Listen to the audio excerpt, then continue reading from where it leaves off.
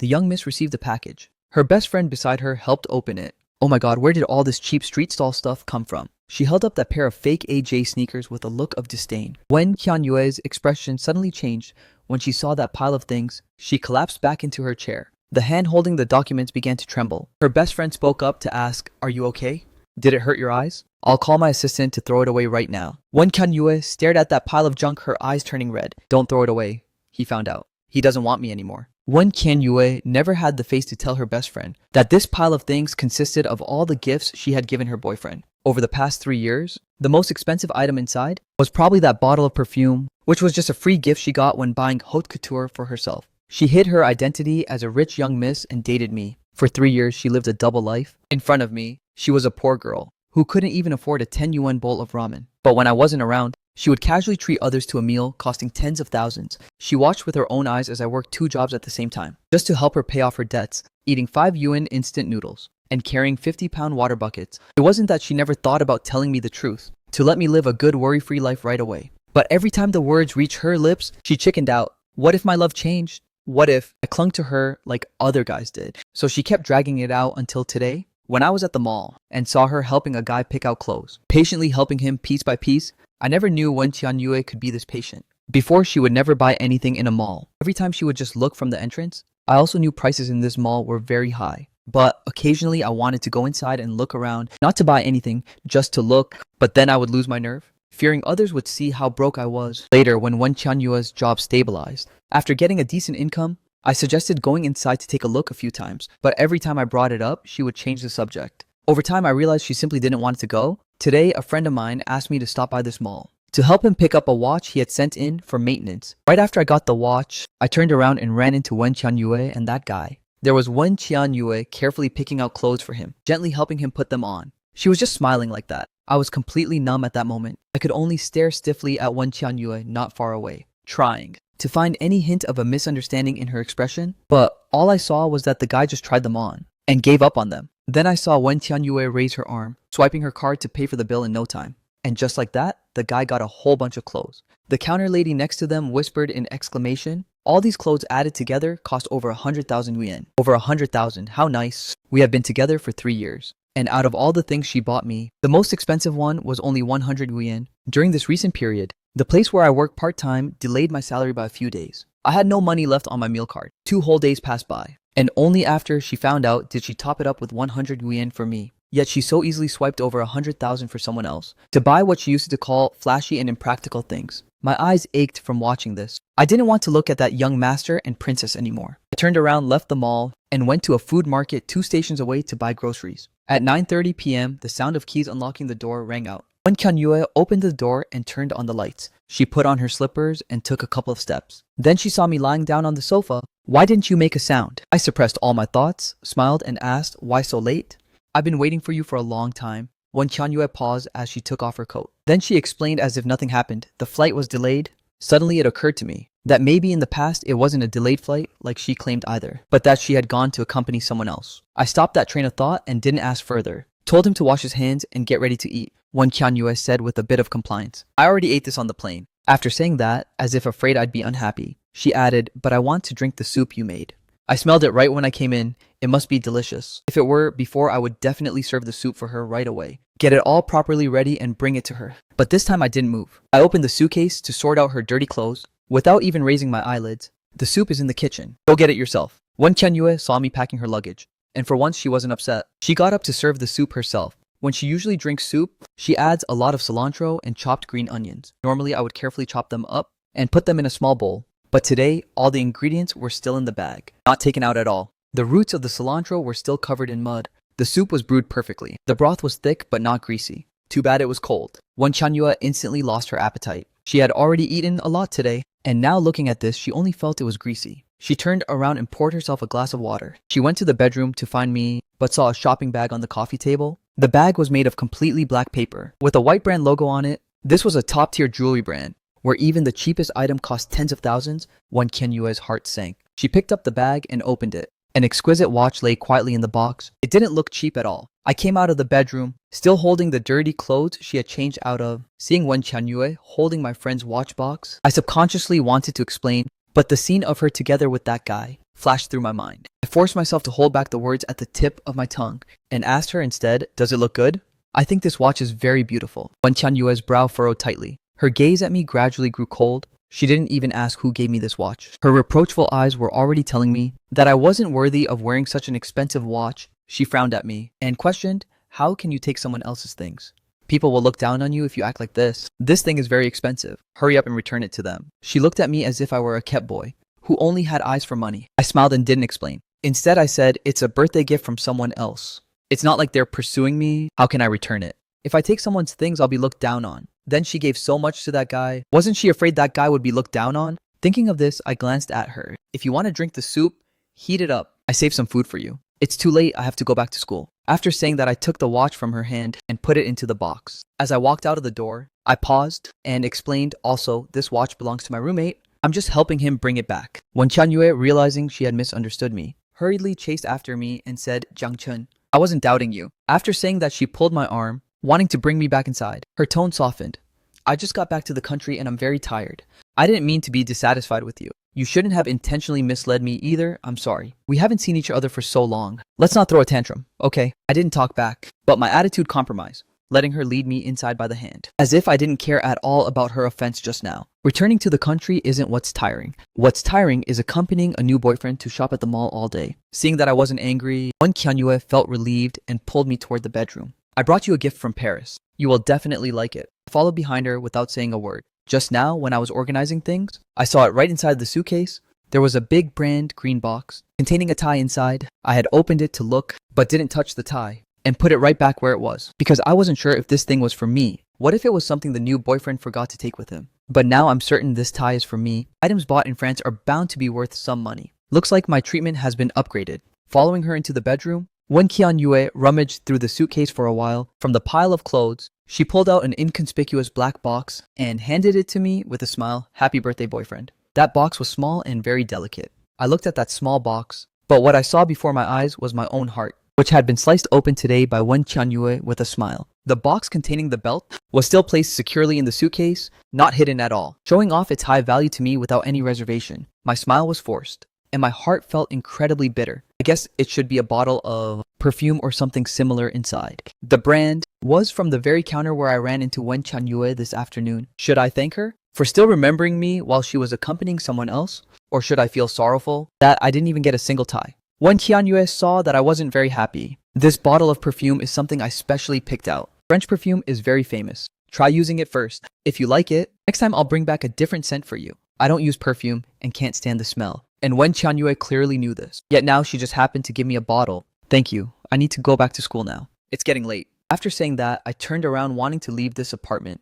This place makes it hard for me to breathe, almost to the point of suffocation. My birthday has ended. I was lucky enough to catch the last bus. It was already past 10 p.m. when I got back to the dorm. After accepting that bottle of perfume, I didn't want to tangle with Wen Qianyue anymore. I insisted on returning to school and had no intention of staying the night. Wen Qianyue wanted to drop me off, but I used the excuse that she had a tiring business trip and told her to get some good rest since she still had to work tomorrow. Ours is a private dorm. At this time, my roommates hadn't slept yet. Seeing me come back, my roommate Ling Feng smiled meaningfully and said, "Hey, this isn't right. Today is your birthday, and your girlfriend just happened to return to the country today. It should be a wonderful moment for your feelings to explode. Why did you come back? The curfew is at 11 o'clock. Where else could I stay if I didn't come back?" I said while taking out the bag containing the watch. "Song Mingyu, this is your watch. Check and see if there are any issues with it." I handed the bag in my hand to Song Mingyu. Song Mingyu opened it to take a look and casually tossed it onto his desk. Luo Hao looked at me with a smile. "By the way, what birthday gift did your girlfriend bring back from France? Don't hide it.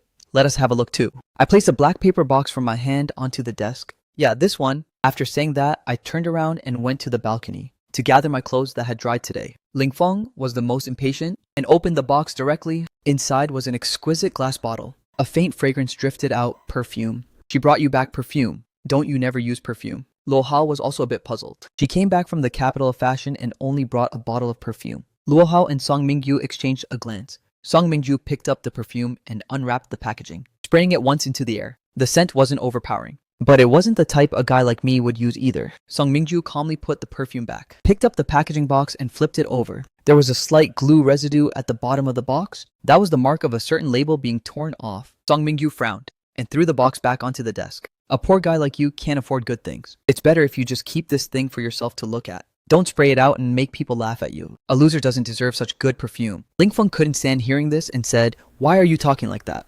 Luo Hao nodded in agreement. He also felt that Song Mingyu had gone too far. Song Mingyu looked full of disdain. He snorted coldly, "I'm just speaking the truth. If you don't match good things, don't force yourself onto them. Lest people look down on you." Ling Feng was furious and wanted to talk back a few words, but was held back by Luo Hao.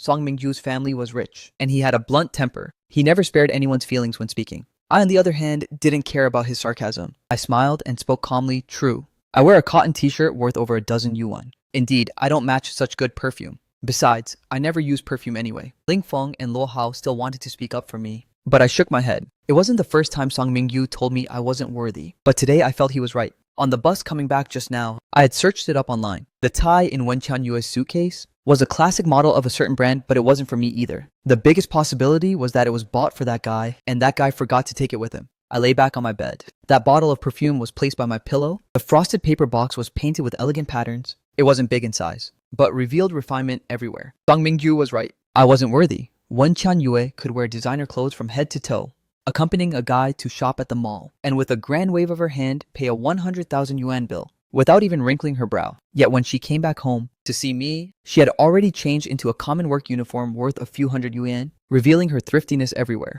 I was only worthy of seeing the side of her wearing a work uniform, only worthy of the chaotic hustle and bustle of the food market, bargaining for the sake of 2 yuan. And I don't deserve a tie worth several thousand yuan at all. Then how much is this bottle of perfume worth? I don't know. The scenes from yesterday afternoon couldn't be wiped from my mind. I looked at my phone and there wasn't a single WeChat message. Wen Qianyue didn't even ask if I had safely returned to the dorm. The clock hit 2400 and reset to 0. My birthday also reset to 0. Maybe my relationship with Wen Qianyue should reset to 0 too. Woke up at 9 in the morning, had a class at 10. At noon, I received birthday gifts from Ling Feng and Luo Hao. It was a razor and a new hoodie. Yesterday I went out early and wasn't in the dorm, so I only received their gifts today. The items weren't expensive, but very practical for me. I liked them very much. No classes in the afternoon. I studied in the library the whole day. My phone remained perfectly quiet. No phone calls came in from Wen Qianyue, and I didn't reach out to her either. I didn't even think about her. It was as if what happened yesterday didn't exist. Before, when I couldn't answer her calls during class,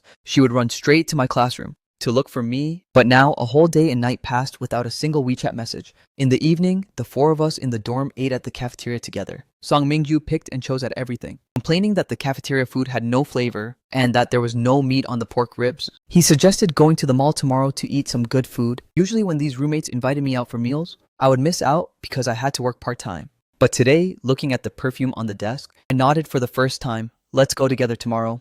Early the next morning, a few of us took the bus downtown to hang out. The restaurant Song Mingyu suggested to eat at happened to be on the 6th floor of that exact mall. The price and taste matched his spending as a rich young master. Ling Feng and the others went to a counter to look at phones. I took some free time to visit the counter, where Wen Qianyue had taken that guy yesterday. The perfume she gave me yesterday was from this exact brand. The counter lady just happened to be the same one from before, introducing things to me with a friendly smile, not affected at all by the old jeans and sneakers I was wearing. This brand has a lot of perfumes. I couldn't find the specific one she gave me, and I didn't know how to describe it either. For a moment, I was actually at a loss. Song Mingyu walked over without even glancing at me, casually picked out a piece of clothing to try on. Seeming very satisfied, "I'll take these few pieces of clothing. Also bring me one of that new perfume you guys got in recently." He raised his head with a snobbish look, looking down his nose at people, glancing at me with disdain. His generous spending seemed to mock my embarrassment.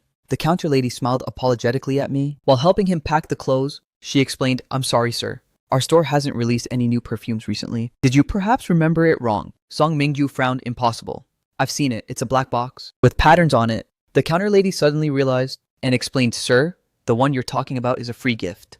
When a member's spending points reach 100,000, they will get a bottle of perfume for free. Moreover, this perfume was specially developed for the domestic market. It's only available domestically. There is no stock abroad." As she spoke, the counter lady actually showed a hint of pride. Song Mingyu acted as if he suddenly understood. "No wonder, check how many points I have right now." After saying that, he asked the shopping guide lady to check his points. I was left alone, my whole body stiffening up. When Qianyue went to France and came back on the day of my birthday, to please a guy, she went shopping and gave me the free gift as a birthday present. Lying to me that she brought it back from France, she didn't even bother to pick up a casual gift for me while in France. It turns out I'm only worthy of a free gift. While the shopping guide lady was checking the points, Song Mingyu tried to make small talk with her. "Hey, I'm still short by quite a lot. Looks like I'll be mocked by my friend for a long time. It's really embarrassing. Sung Mingju knew his points weren't enough to redeem it and felt a little disappointed. He asked tentatively, "Help me check my friend with the surname Wen. How many points does she have? I need to work hard and definitely surpass her to retain Song Mingju as a new customer." The shopping guide lady whispered, "Miss Wen Tianyue currently has 1.14 million points in spending." 1.14 million. This is a figure I don't even dare to imagine. If placed in my hometown, it could buy a very nice house. I only felt that I was ridiculous. A few years ago, Wen Tianyue got into a car accident and was seriously injured. The situation was bad at the time, and the medical fees left some external debts. When we were together, I often worked part-time outside to pay off the debt. I worked 2 extra jobs, supporting 2 people with a single meal card. Later, her situation got better during her senior year. Yet, when I didn't know about it, she swiped over 1,000,000 yuan for someone else's clothes. The earliest spending was actually 4 years ago, and it never stopped in between. My meal card kept her alive. Yet she had the money to swipe tens of thousands at a time for someone else. I was simply foolish. Only now did I realize that after Wen Tianyue started her internship, the reason why the living conditions of the 2 of us showed no improvement at all. Song Mingju made the payment and carried the shopping bags as he left, pretending not to know me the whole time. I didn't mind at all and followed behind Song Mingyu,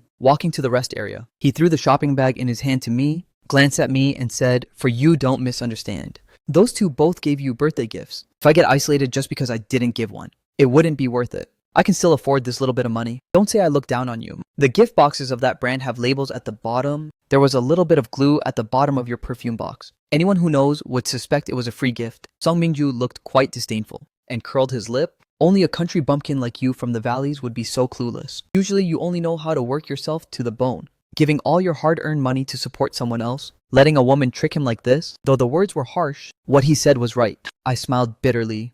It turned out Song Mingyu had noticed something long ago, which was why he helped me ask about the perfume and helped me ask about Wen Tianyue's points and spending history. I knew he wasn't actually a bad guy and nodded to him. "Thank you, just consider it as me helping the poor." Song Mingyu didn't take it seriously, putting on an attitude as if fearing I'd cling to him to repay the favor. He got up to look for Ling Feng and the others. By the time we finished eating and got back to school, it was already dinner time. We were originally going to head back after having dinner, but I had to work a night shift at 11 p.m. Only then would we think about Wen Tianyue's matters. I was very sad, but thinking about my own future, where I wouldn't have to be sad over this kind of thing. Hope ignited again without having to support another person. The money I earn myself will be enough to make my future life a bit easier. Let Wen Tianyue and her new boyfriend live their lives. Being constantly anxious about gains and losses is not my character. The West Gate is closest to the night market. Every evening people come and go, especially couples who make up the majority. Wen Tianyue was standing just outside the West Gate. Watching the few of us walk toward her, Wen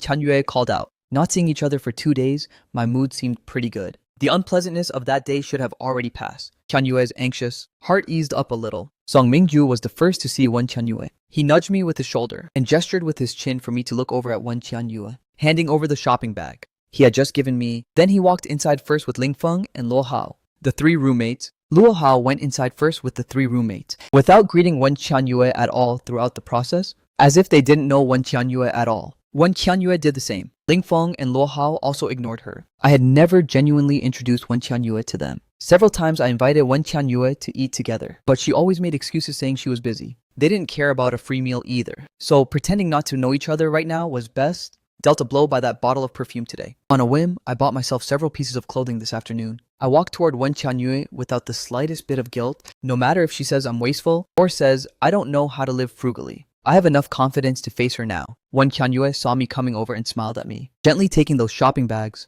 Without showing any dissatisfaction over me spending money, "Why didn't you answer my calls? You made me worry about you for so long." I took out my phone. There was a WeChat message from Wen Tianyue at 3 p.m. asking me what I was doing and saying she wanted to eat the dishes I cooked. I didn't reply. Not long after, there were several more phone calls. My phone was on silent, so I hadn't noticed at all. At that time, I was at the mall asking about the perfume, but I didn't say it out loud directly. I was shopping with my roommates. "Why did you start working part-time again? I have an income now. Didn't we agree that I would support you?" After Wen Tianyue got promoted, she felt bad that I had worked so hard before and worried I would neglect my studies. So she stopped letting me go out to work in my spare time. For the past half year, I really did focus on my studies and improving my major courses. I shook my head and said it was fine. The night shift isn't that long either. It pays 200 yuan for 4 hours. This way, I'll have an income of 6,000 a month. I think the pay is pretty good. In my mind, I calculated the gap between 6,000 and 100,000. Even if I have 6,000 coming in, I still wouldn't be able to bring myself to buy even the cheapest shirt from that brand. When Kyun Yue sensed where the problem lay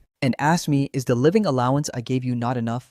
I'll give you a bit more. I waved my hand and said, no, it's enough to live on. Among college couples, girlfriends giving a living allowance is basically unheard of. The fact that she thought of giving me some is already not easy. It's just that the money she gave was only enough for my daily meals and buying groceries to cook for her. There wasn't a single won extra for me to buy things. And since I was used to not speaking up about being poor, when Kyun Yue thought the money she gave was enough. So after being supported like this for a while, my savings were practically depleted. And after going through the shock of that 100,000 yuan over the last 2 days, I prepared to go back out to work part-time. Early the next morning, I called the 24-hour convenience store where I used to do work study. It turned out they were short of a night shift cashier, so I agreed to take it. Today is the first night. Night shifts are very grueling. It will interfere with your studies. Be good, let's not go. When Kyun Yue genuinely cared for me. Before working this job in order to support her and pay her debts, I used to work 2 jobs every day, and once even fainted from exhaustion. I shook my head, all my classes are finished.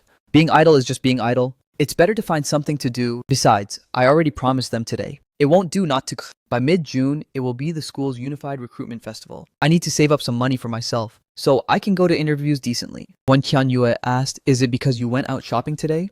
Do you want the things your roommates bought too? Thanks to her biological younger brother, she knew everything about what guys wore and used. Just now, she only needed to take a glance to tell the difference between me and my roommates, not to mention the look in one of their eyes, which made her feel that he loathed me to the bone. If it were before, I would immediately retort that I didn't care for it. And I really didn't care for it since I didn't have that kind of luck. I don't long for things I can't have. But this time I didn't retort. My hand tightened around the birthday gift I received at noon. As if nothing happened, I took that piece of clothing out, held it against my body to measure the size, and asked her, I went shopping at the mall today? The counter lady, today I went shopping at the mall. The counter lady said, this piece of clothing suits me perfectly. Look, does it look good? There are many clothes there that I like. I want to work an extra job, so my income will allow me to buy at least a few more pieces from that brand. When Kyun Yue got a headache the moment she saw the clothing brand. Yesterday, she spent the whole day accompanying her younger brother to try on clothes, and only went back after buying all of them for him in the end. Thinking of this, she immediately said, if you like these things,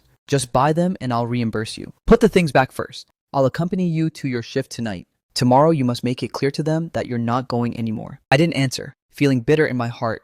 There really is a difference. With the new boyfriend, she could patiently accompany him to try things on. But with me, it's just buy them and get a reimbursement. I kind of wanted to ask if she'd reimburse me if I bought 100,000 yuan worth of stuff, but I didn't ask as that would humiliate my dignity. When Kyun Yue is actually very good to me. She can do anything that a girlfriend is supposed to do. For example, right now, when there are customers in the convenience store, it's Wen Kyun Yue who handles the cashier duties. While I'm arranged to study on a chair to the side, Wen Kyun Yue saw off of the customers and turned around to see me dazing off. Thinking I was confused by the book, she squatted in front of me and asked, what's wrong? Which part don't you understand? Tell me. Her grades in school were very good. Sometimes when I couldn't get a clear grasp on theories, Wen Kyun Yue would help me smooth out the knowledge points. I gradually snapped out of it. Looking at the genuine face before my eyes, I opened my mouth and asked, will we ever break up? I wanted to ask who that guy was, but what came out instead was this. Deep down in my heart, I still held on to a last shred of hope for her. Hearing this, Wen Kyun Yue held my chin, leaned in to kiss my lips, sealing it, and said, don't overthink things. We will never break up. I wanted to ask, then what about your new boyfriend? But the words reached my lips and I swallowed them down again, getting off work at 6 in the morning. We bought some breakfast on the way and went back to the rented apartment. I wasn't hungry but felt very sleepy, so I fell asleep as soon as my head hit the pillow. Wen Kyun Yue still had some company matters to handle. By the time she finished her work, it was already 10 o'clock. When she returned to the bedroom, my eyes were tightly closed, and I was sleeping very soundly. Wen Kyun Yue knew I had something on my mind, and that it was related to my shopping trip yesterday, but she didn't want to drop her current disguise for the time being. So she thought, let me endure being poor for just a little longer. Anyway, I've been poor ever since I was born. I was woken up by Wen Kyun Yue. It was 1 p.m. Wen Kyun Yue was hungry. She didn't like eating out. In the past, whenever she was in this apartment, I would always cook the meals myself. But today I took out my phone to order takeout. I'm very tired. I still have to go to work tonight. Let's just have takeout. Wen Kyun Yue was unhappy and asked, you're still going? Didn't we agree today that you wouldn't go anymore? I shook my head and said, we didn't agree on that. I didn't give my word. Wen Kyun Yue frowned and looked at me, no way. This will interfere with your studies. Suddenly, Wen Kyun Yue remembered the thing about buying clothes yesterday and asked, do you really want those clothes? We can go buy them this afternoon. You are not allowed to go to work anymore. I was slightly stunned, not expecting that she actually knew. feeling even more bitter in my heart. No need. I don't want them, and I won't go to work tonight either. I didn't feel like tangling with these questions anymore. The more we discuss it, the more I will find out. Wen Qianyue actually understands all of this perfectly. Yet she pretends to be clueless in front of me. Seeing that I didn't keep insisting, Wen Qianyue was finally satisfied. She knew that as long as I promised I wouldn't go back to that part-time job, Jiang Chen, I know you've suffered a lot from me over the past 2 years. How about this? In another 2 months, you'll be a senior and won't have any classes. Move out and live together with me. I will slowly make it up to you in the future, okay? I was somewhat surprised. Living together, isn't she afraid that with me watching over her, she won't have many chances to see that new boyfriend? At this moment, she spoke up again. I'll pick you up next Friday. On Saturday, we'll go look at a car together. In the future, as long as I go look at a car, in the future, as long as I'm free, I'll accompany you out to gather creative materials. Originally, she hadn't planned to tell me about these arrangements, but sensing that I was acting very unusual today, she panicked and said it all just to keep me grounded first. Buying a car, I was surprised. But then I felt I was being presumptuous. Even if she's gifting it to me, so what? If she's giving it to that other guy, what is there to be happy about? Ultimately, it's something she has already decided on and has nothing to do with me. Maybe this decision to buy a car was even made together with that other guy. After having lunch, I called the convenience store owner to apologize. The owner didn't say much and agreed to it. I went back to the bedroom to keep sleeping. By the time I woke up again, it was already 7 p.m. There was no sign of anyone having slept beside me. We often shared the same bed and pillow, but our intimacy only stopped at hugging and kissing. Any behavior beyond that basically never happened. I got up and walked out of the bedroom door. It was pitch black outside. Only the study room had its light on. I went back to the bedroom to pack my things and knocked on the door to tell Wen Qianyue I was leaving. There was no response from inside for a long time. I pushed the door open, but no one was in the study room. The small room had a wall lined with bookshelves where her books were kept. Most of them were from her college major. On the old desk right next to it, Wen Qianyue's laptop screen was still lit up. It hadn't entered screensaver mode yet, indicating she was just using the computer a moment ago. There was a car brochure on the computer screen. I only saw 2 interlocking circles on the car logo, with a quoted price of over 8 million yuan below it. Facing this string of zeros, I felt nothing. I don't have 8 million yuan anyway. My gaze was drawn to the photo frame. Right next to the laptop, inside the wooden photo frame. It wasn't a photo of me and Wen Qianyue together, but of another guy instead. The photo was retro and yellowish. The man inside was wearing a black suit. His hair was combed neatly, and a mixture of gentleness and determination showed in his eyes. There were no extra decorations on his body, except for a gold watch worn on his hand. That watch looked a bit familiar. I didn't think too much of it, put down the photo frame, and then got up to leave. Since Wen Qianyue wasn't around, it wasn't very appropriate to enter her study without permission and mess with things. I left a note for Wen Qianyue and then went out. The sensor lights of the old building had a dim yellow color. I quietly waited for the elevator. In the silent hallway, vaguely, I could hear Wen Qianyue's voice coming from the back staircase. I couldn't control myself and gently approached. Her voice gradually became clear. I've picked out the car for you. We will pick it up next week. I will also find a chauffeur to pick you up and drop you off. When you go to college, we'll change it to a new one. My little young master. Don't be angry with me in the future, okay? I haven't been able to sleep well these past 2 days. Her voice was soft and sweet, coaxing the person on the phone with a gentleness I had never heard before. The little young master is actually still a high school student. She really has great patience. Expressionless and numb, I walked into the elevator and left. An 8 million yuan car is not something I can ride in. After coaxing Wen Qianyue let out a sigh of relief. Ever since that day, Wen Xiaozhe found out his elder sister had a boyfriend. He had always wanted to meet him, but Wen Qianyue didn't know how to explain it to me. She went back inside the apartment. On the table was the note I left, have classes tomorrow. Must go back to school today. Wen Qianyue nodded and threw the note into the trash can. A boyfriend needs to be sensible and obedient like this. Usually she didn't need him to show constant care, nor did she need to pick him up with a dedicated car. Only then would she have more time to be busy with official business. Wen Qianyue got up and went back to the study to pack her things. She picked up her phone and called me. Since it didn't go through, she sent me a WeChat voice message instead, asking me why I didn't wait for her to come back, and reminding me to be careful on my way back. After changing her clothes, when she came out, she was no longer that poor girl. Instead, she was still that poor girl on the surface. But she was actually the young lady of the famous Yiyang group, and the daughter of the Wen family's general manager, Wen Qianyue. After I arrived at the school, I sent a WeChat message to Wen Qianyue to report that I was safe. On the other side, Wen Qianyue had already arrived at a private club. After saying goodnight to me in the parking lot, she turned off her old phone and turned on the latest model phone inside the car. Our sister Qianyue finally showed her face. Why didn't you bring your boyfriend out today either? Her close friend Yang Mengting had asked her out to meet up today, and specially told her that she could bring family members along. Seeing that Wen Qianyue still came alone, She asked her jokingly, seeing that Wen Qianyue ignored her. Young Mengting turned to ask another friend, Shen Qiao. Shen Qiaoyu should have met him right. What does Sister Qianyue's boyfriend look like? Shen Qiao shook her head and glanced at the silent Wen Qianyue. I haven't seen him either, but I heard your mother came back from abroad. Wen Qianyue nodded, raised her glass, and took a sip of wine. Shen Qiao continued. When are you going to break the news to your boyfriend? This can't be hidden for long. Your mother has already started looking around. For boys to set you up on blind dates with, at Wen Qianyue's age, it's the right time to date properly. Others don't know that she is together with me. So her mother is anxious to arrange blind dates for her. Thinking about this now only made Wen Qianyue annoyed. She had known long ago that her mother wanted to arrange blind dates for her. Now Jiang Chen definitely can't be hidden away anymore. If she still doesn't reveal Jiang Chen's existence, she will have to go on those blind dates. Remembering when she went to pack her laptop earlier, she found that the photo frame on the desk was no longer in its original place. When Qianyue felt certain in her heart, Jiang Chen should have seen that photo. If he is truly sensible, and obediently hands over what doesn't belong to him, then sincerely apologizes to her, in the future she will pamper him even more than she pampers her younger brother, and give him everything. If he doesn't give it to her now, he won't be able to have anything at all, including an official status. Shen Qiao stopped asking. She knew Wen Qianyue's temper. The time had just passed midnight. When Qianyue was picked up by her chauffeur and taken back to the company, to the luxury flat nearby, she felt a bit dizzy from drinking and walked upstairs slowly. This property development belonged to her family's real estate company. The neighborhood they developed. During the week, she generally wouldn't go to the old apartment because I wouldn't actively go to the old apartment either, unless she asked me to on weekends. Outside of that time, she lived right here. Reaching the bedroom, she had no energy to wash up, so she lay on the bed and closed her eyes to rest. She inexplicably wanted to drink the soup I made. In her daze,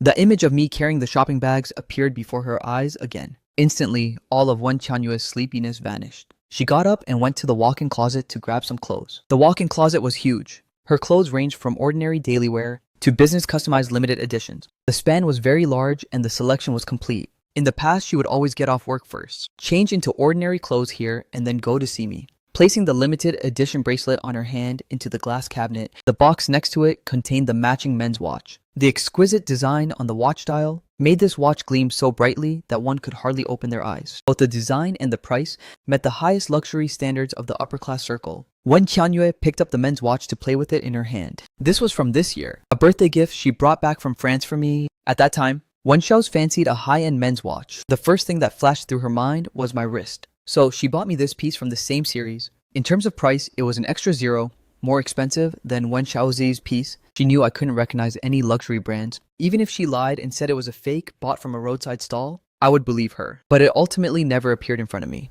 Ever since we got together, she deliberately suppressed the limit of money I could spend with her. Remembering the expression Wen Xiaozi had when calling her stingy before, Wen Qianyue. Recalling that stingy expression, Wen Qianyue smiled mockingly. Snapping the box shut, she walked to a hidden safe inside the walk-in closet and threw the watch inside. Wen Qianyue didn't feel any heartache at all. She got up and went to the study. On the desk there, an old photo was also displayed. It was exactly the same as the one in the old apartment, only this one was the original print.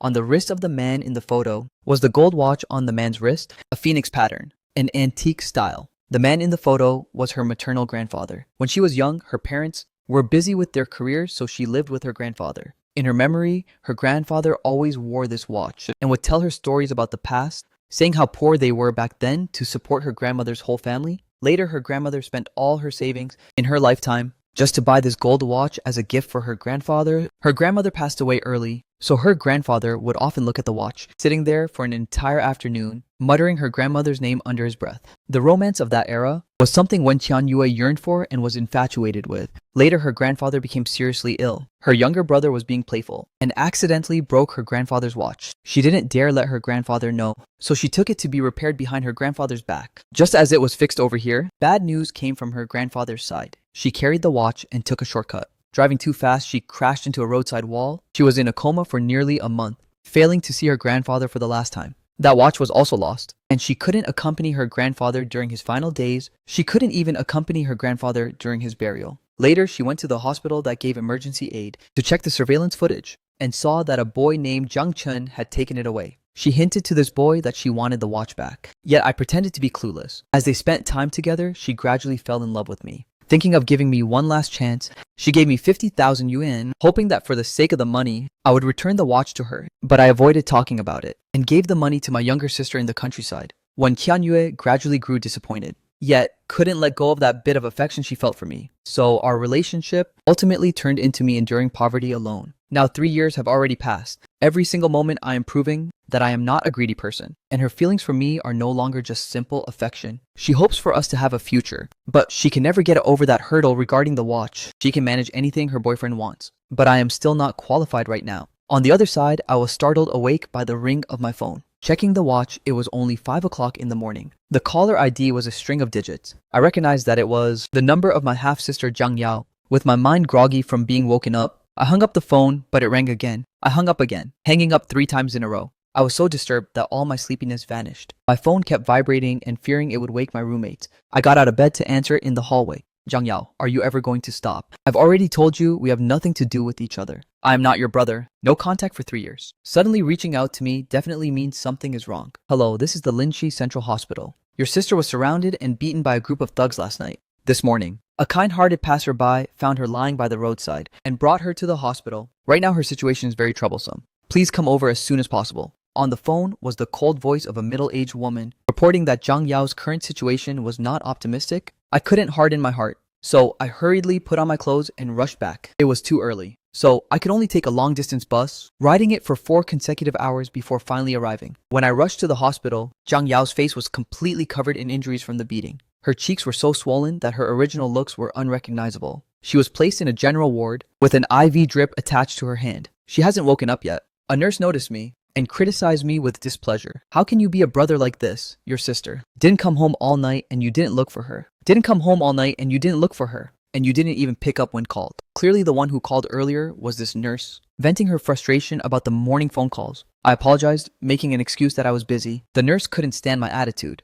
But the word busy is too common in hospitals. After venting her resentment, she told me to quickly go find the attending doctor. The doctor was a middle-aged man, holding the x-rays taken for Zhang Yao earlier, saying 3 of her ribs were broken, with fractures in her left forearm and right leg. While ruling out internal organ damage, go pay the fees and handle the paperwork for her, and I will arrange more detailed examinations. I nodded to pay the fees and handle the paperwork. By the time I returned after finishing all the paperwork, Zhang Yao had already been wheeled out for examinations. Zhang Yao's phone was left all alone. On the hospital bed, I picked up Zhang Yao's phone. This phone was given to her by our father 3 years ago. When she just started high school, once Zhang Yao got a new phone, she gave me the one she was tired of playing with. I never had the money to replace it, so I used it until now. The outer casing of the phone was already worn and old, but the inside was very clean. I opened Zhang Yao's phone to check the contact list. There were only 3 contacts inside, our deceased parents and me, not even a single classmate. The call history was also very simple. The most recent one was made to me last night. The previous one was an incoming call from me 3 years ago. At that time, I gave her 50,000 yuan and called her to sever our relationship.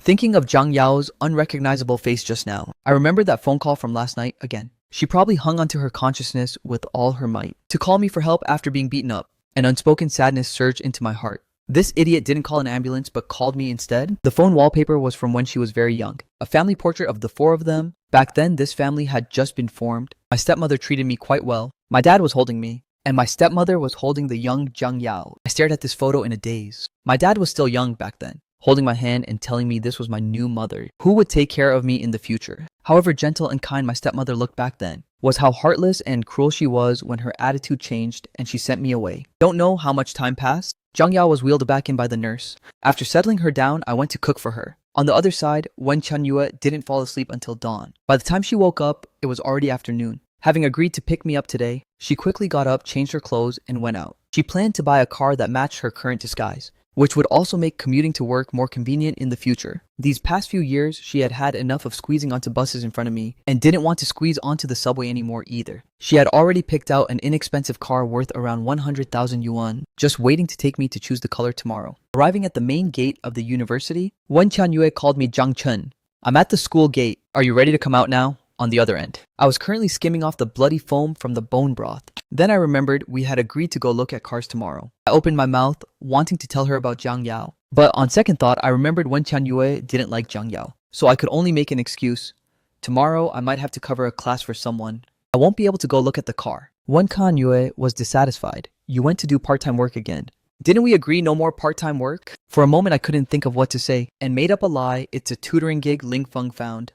but he has something to do and needs to go out this week. So he asked me to cover a class for him. Knowing I had something to do and couldn't come over, Wen Qianyue thought about it and didn't mind. At worst, she could just call Wen Shaozi to help pick the color tomorrow. Giving me a surprise when the time comes might even have a better effect. Alright then, I'll head back first. We'll go look at the car when you're free. Wen Qianyue had long been used to me always needing to work part-time, and generally wouldn't disrupt my time. Wen Shaoz is a sophomore in high school this year, and won't have his break until the weekend, the day after tomorrow. And since I wasn't around, he wouldn't have his break until the weekend. And since I wasn't around, Wen Qianyue simply went back to her family home. It happened to be just in time for dinner. The family of 4 sat at the dining table and had a reunion dinner. At the table, Father Wen was happy and took out the wine he had collected for years to have a couple of glasses. During the meal, Mother Wen looked at Wen Qianyue and said, "A few days ago when I went out for tea, I ran into your Uncle Ji and his son. The young man is a junior studying oil painting at Haida University. If you don't have a boy you like, in a few days, Mom will find a chance for you two to have a meal together and get to know each other." Wen Shaoz finally realized something was amiss and hurriedly spoke up to stop his mother, carelessly selling out his sister in the process. "Mom, stop arranging random blind dates for sis. My sister already has a boyfriend. The two of them have been together for almost 3 years." Wen Qianyue secretly glared at Wen Shaozi. That 100,000 yuan from a few days ago was spent on him for nothing. He only kept the secret for 2 days before selling her out. Hearing that her daughter was dating someone, Mother Wen became very interested. Father Wen pretended to drink wine, but actually pricked up his ears to eavesdrop. "You really have a boyfriend? Why haven't you brought him home for us to see? What are you hiding him for?" It's not like they are old-fashioned and conservative parents. Wen Qianyue gave an in response, admitting to the fact that she had a boyfriend. He's also at Haida University and is a junior this year. Seeing that Wen Qianyue wasn't angry, Wen Shaozi grew even bolder and blurts out everything he knows exactly. "That older brother is exceptionally nice. Dad, you have no idea. At first my sister pretended to be poor and even claimed to have debts. It was all that older brother working part-time to support her and helping her pay off those debts." Hearing up to this point, Father Wen shook his head in disapproval. Mother Wen also frowned upon hearing this. "This isn't right. When people interact, sincerity is what matters most. You shouldn't hide your family background and deceive him. You two are supposed to spend a lifetime together in the future. He will find out sooner or later. How is that young man supposed to deal with it when the time comes? Deliberately making someone suffer. Who would want to be tricked like this?" Having gained his parents' support, Wen Shaoz continued to add fuel to the fire. "A few days ago was that older brother's birthday.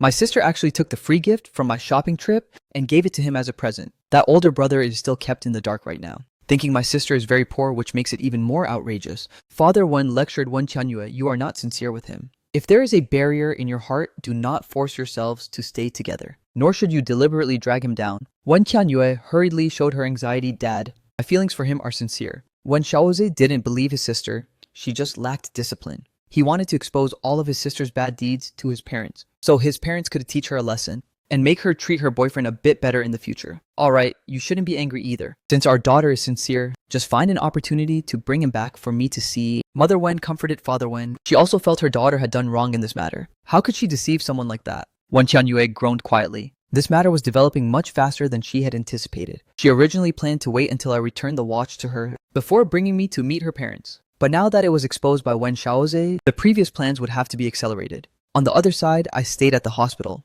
Zhang Yao didn't wake up until evening. A few minutes after eating, she fell asleep again. As soon as I went out, a nurse led me to a relatively quiet room. Inside stood 2 people wearing police uniforms, along with an older gentleman. The nurse introduced, "This is Zhang Yao's brother." That gentleman politely introduced himself. "Hello, I am Zhang Yao's school homeroom teacher. These 2 are the officers investigating Zhang Yao's case. The incident with Zhang Yao this time is strange. Usually street thugs don't strike so ruthlessly in fights, but now Zhang Yao's injuries are not light. She probably had a feud with those thugs." The homeroom teacher explained Zhang Yao's situation roughly. "The school will of course protect its students, but Mr. Jiang, we hope you can ask Zhang Yao exactly who beat her up, so he can better cooperate with the police work." I nodded. Teacher Ma didn't stay much longer. Officer Song turned back around after walking out the door. The 2 ran into each other again outside the hospital room. "Mr. Jiang, it wasn't appropriate for me to say too much with the police around earlier.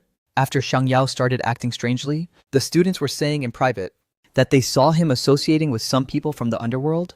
Teacher Ma spoke quite subtly, but from his facial expression and hints I understood his meaning. "I understand, Teacher Ma.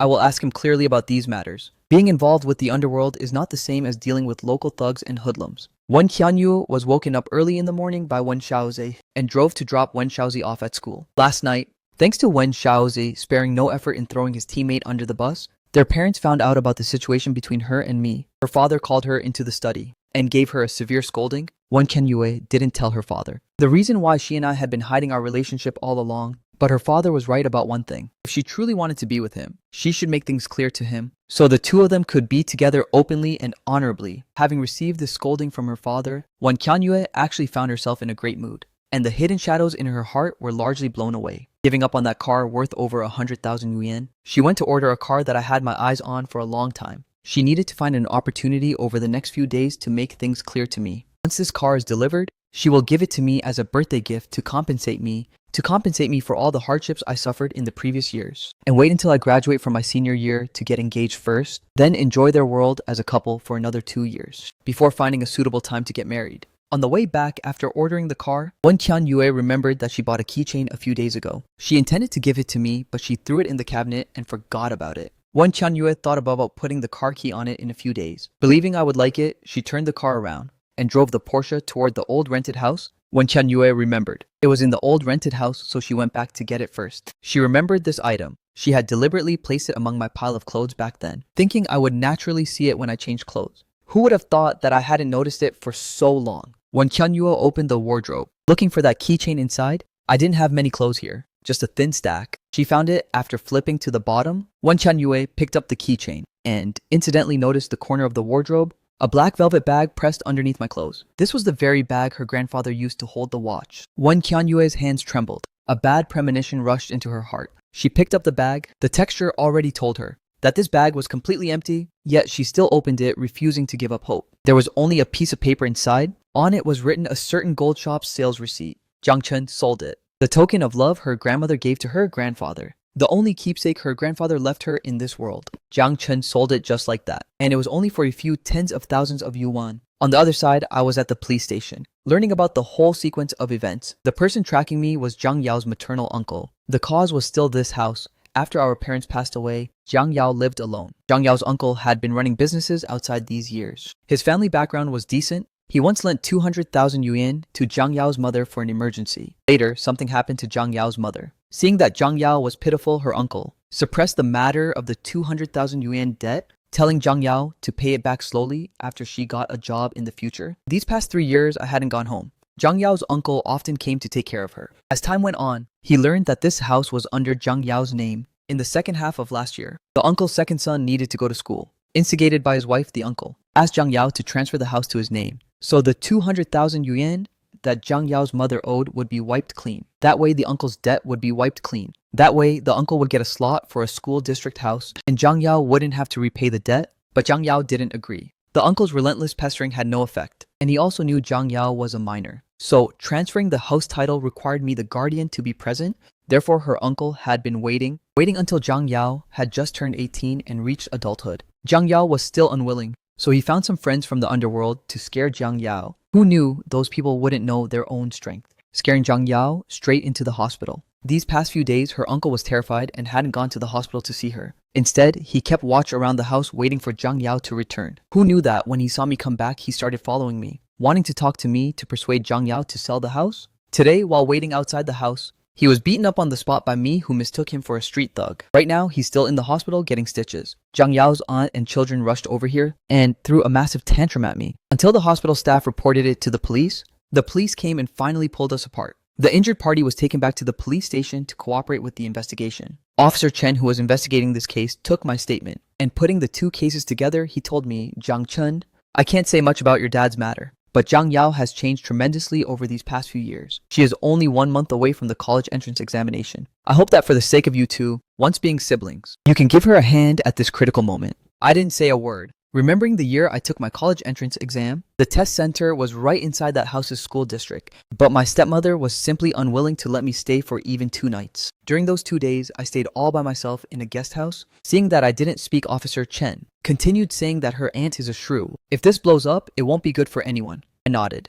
This matter originated from that 200,000 yuan debt. Now both sides have suffered injuries. If the uncle's family uses this kind of excuse to cause trouble, Zhang Yao won't be able to normally participate in the college entrance examination a month from now. But 200,000 yuan isn't something that just appears out of thin air. Right now, my mind is completely overwhelmed, going back and forth between the 200,000 yuan and the guarantor. I have no obligation to pay back this money. Zhang Yao is already 18 years old. She has the right to dispose of that house herself. I don't even need to be responsible for her college entrance exam. But right now, I need to get out of here. There aren't many contacts in my phone, thousands of miles away. My maternal aunt back home obviously can't be relied upon, nor can the one I just added. Zhang Yao is in the hospital, unable to save even herself. I wasn't sure if Wen Qianyue could come either. Knowing her work is hard. I originally didn't like to trouble her. My finger tapped on Wen Qianyue's contact interface. The call waiting to be answered was hung up by the other side. I called again, she hung up again, called again, hung up again, back and forth. I fell into a dead loop. Usually if I call and Wen Qianyue doesn't answer, I won't make a second call, hoping in my heart that I wouldn't disturb Wen Qianyue's official business. But today I insisted on calling until the other side got annoyed and answered the phone.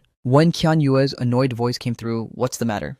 Compared to her annoyance, this interrogation room was simply too quiet, and I didn't want to stay here anymore. I went back to my hometown on Friday. I thought about it for a long time, intending to confess everything that happened these past few days to her, and then you reunited with your sister. What are you looking for me for now? She naturally knew I went back to my hometown. At this moment, Wen Qianyue only felt disgusted, selling the watch behind her back just to subsidize that brother who wasn't even related by blood. I wanted to say that I was locked up here and couldn't get out unless someone bailed me out, but her undisguised disgust made me feel for no reason that she was on guard against me, as if I was asking her for money. That afternoon flashed before my eyes again, when she accompanied that new boyfriend, generously swiping 100,000 yuan for him, but she had said that we would never separate. The last bit of hope in my heart was all pinned on this one sentence from Wen Qianyue. Mustering up a faint courage, Wen Qianyue.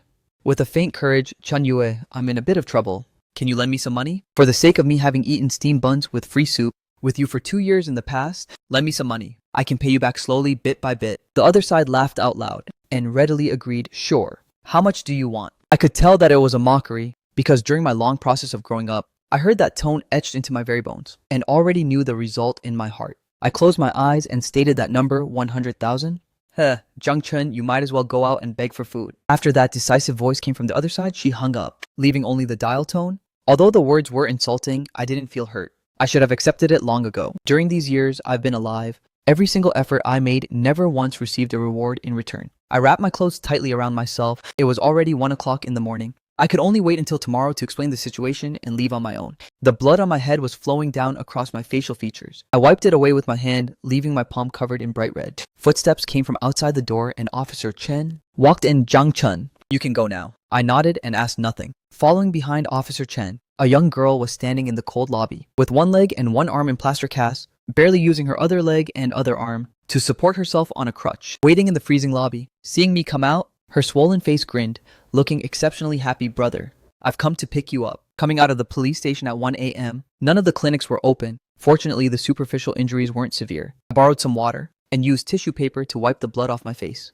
supporting Zhang Yao as we headed home. The hospital was too far from here, so we would go home to stay for the night first, and I'd send Zhang Yao back to the hospital tomorrow. The moment I walked through the door, I said in my heart, I'm back. Seeing me spacing out Zhang Yao felt uneasy in her heart. Brother, I didn't sneak out on purpose. I heard Aunt beat you up, so I was worried. I shook my head, went into the bathroom to wash my face and clean up. I also brought out a basin of hot water to soak Zhang Yao's feet. Her one good leg was covered in mud. No need to ask to know that she relied on that crutch to hop all the way to the police station bit by bit. I can do it myself. I want to wash up myself. Zhang Yao was overwhelmed by the unexpected favor and hurriedly refused me, requesting to handle it herself. The blisters on the soles of her feet had rubbed open and burst from pressure. The dried blood was stuck to the bottoms of her feet, and she couldn't let her brother see it. Since Zhang Yao didn't want me to look, I didn't insist. I got up and went to her room to get her a change of clean clothes. After taking a shower, Zhang Yao lay on the bed. Seeing that I was about to go out, Zhang Yao hurriedly sat up. Brother, don't leave.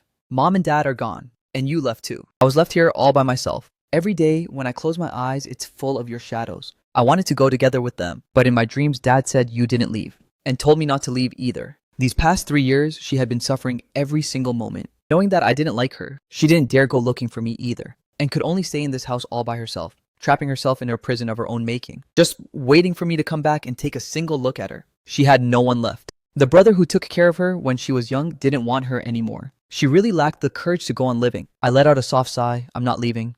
Zhang Yao was happy. With tears and snivel on her face, she moved inward on the bed with great difficulty, leaving the outer spot for me. Brother, don't worry about my uncle's matter. I will go work to pay back the money once I finish my exams. I won't let him cause trouble for you again in the future. Having heard about my encounter today from Officer Chen, Zhang Yao only felt that she was useless. and had been dragging me down all along. I asked with some doubt, "Your uncle promised to give you an extra 500,000 yuan. What are you still keeping this house for?" This essentially means selling the house for 700,000 yuan in total, which isn't considered much of a loss in a small county town. She clearly could have sold it to make her own life a bit easier. Yet now she was starved to skin and bones, and even ended up with broken arms and legs. Zhang Yao shook her head and realized it was currently dark outside. I couldn't see clearly. Before she spoke with a sobbing voice, "Our parents are both gone. If this house is sold, we won't have a home anymore. Brother, no matter where you go, this place will always be your home. I will wait for you at home. Home, I had long lost my home." And Wen Qianyue was gone too. I stopped talking, closed my eyes to fake sleep, and when I opened them again, Zhang Yao was fast asleep. I got up, picked up my phone, and went to the bathroom to call Song Mingyu, asking him to help me request a week's leave from the teacher. Zhang Yao was in the state, so I couldn't leave. As for Wen Qianyue, after tonight, I actually didn't blame her anymore. Nor did I feel sad anymore. My suffering had nothing to do with her. Other people have absolute control over their own money, and I have no right to expect too much. Looking at my miserable self in the mirror, my hair was messy and stuck together with clumps of dried blood. The red swelling on my cheeks and the dark circles under my eyes reminded me of Wen Qianyue's new boyfriend. I muttered to myself, "Push through this and the wounds will heal. Everything will get better." 5 years after I lost my mother, I was kicked back to my grandmother's house in the countryside by my dad. In my dreams, my deceased mother comforted me just like this. A breakup, debts, and injuries. How much worse could things possibly get? On the other side, Wen Qianyue called her childhood friend out for drinks in the middle of the night. Shen Qiao sat beside her without drinking, holding her phone and scrolling through short videos to pass the time. She had to work tomorrow, so at least one of her and Wen Qianyue had to stay sober. Right now, Wen Qianyue was troubled by love, so she would let her have this chance to get drunk. Shen Qiao turned around to sit beside Wen Qianyue and asked about Zhang Chen's matter. Wen Qianyue was slightly drunk as she slammed the wine glass onto the table, and then nodded her head. Shen Qiao couldn't figure it out. She was dating Zhang Chen and had even passed the major hurdle of her parents. What on earth was she still conflicted about now? Zhang Chen sold that watch. Wen Qianyue swallowed a mouthful of bitter wine after speaking. Shen Qiao felt that she was purely making a mountain out of a molehill and asking for trouble. "Didn't you already suspect long ago that he sold the watch? What kind of crazy tantrum are you throwing now? I think you might as well just break up with him and be done with it. A sharp pain is better than a lingering ache. It saves you from thinking of the watch every time you see him in the future and throwing a tantrum from time to time. The key point is, he doesn't even know the reason." It's completely baffling. Hearing this, Wen Qianyue felt even more uncomfortable in her heart. He just called me to borrow money for his sister. Before Zhang Yao's mother died, she owed her uncle 200,000 yuan. Last year, the uncle asked her to pay it back, but Zhang Yao kept hiding from him. These past few days, Zhang Yao was beaten up by people her uncle hired. He went back to his hometown over the weekend. I guess his sister sold a sob story in front of him, begging him to borrow money. I know Zhang Chen is soft-hearted. He can't stand others pleading, so he took on this burden. "How much did he borrow?" Shen Qiao asked curiously. "What kind of ridiculous number is it to make the eldest young Miss Wen even dig up the old score about the watch?" Wen Qianyue said calmly, 100,000 yuan. Shen Qiao was surprised. 100,000 yuan? Did you miss a zero? The pocket money you gave to your younger brother, Wen Xiaoze, is more than this amount. Yet she actually made a fuss over it. Please don't tell me she didn't give it to him. Otherwise she'd feel bad for me. Wen Qianyue shook her head. No, this magical world. If Wen Qianyue weren't her direct boss, Shen Kao would really want to throw Wen Qianyue into the water to wake her up. "My dear sister, don't forget, the toy you bought for your brother a few days ago already cost 100,000 yuan. Shen Qiao was actually older than Wen Qianyue. But the foolish things Wen Qianyue did made Shen Qiao utterly prostrate in admiration and admit defeat. Calling her sister? I don't understand. Because of the watch, you are unwilling to break up. Yet these past 3 years, you've kept him hanging on half dead. What do you plan to do with him? You might as well just break up and get it over with.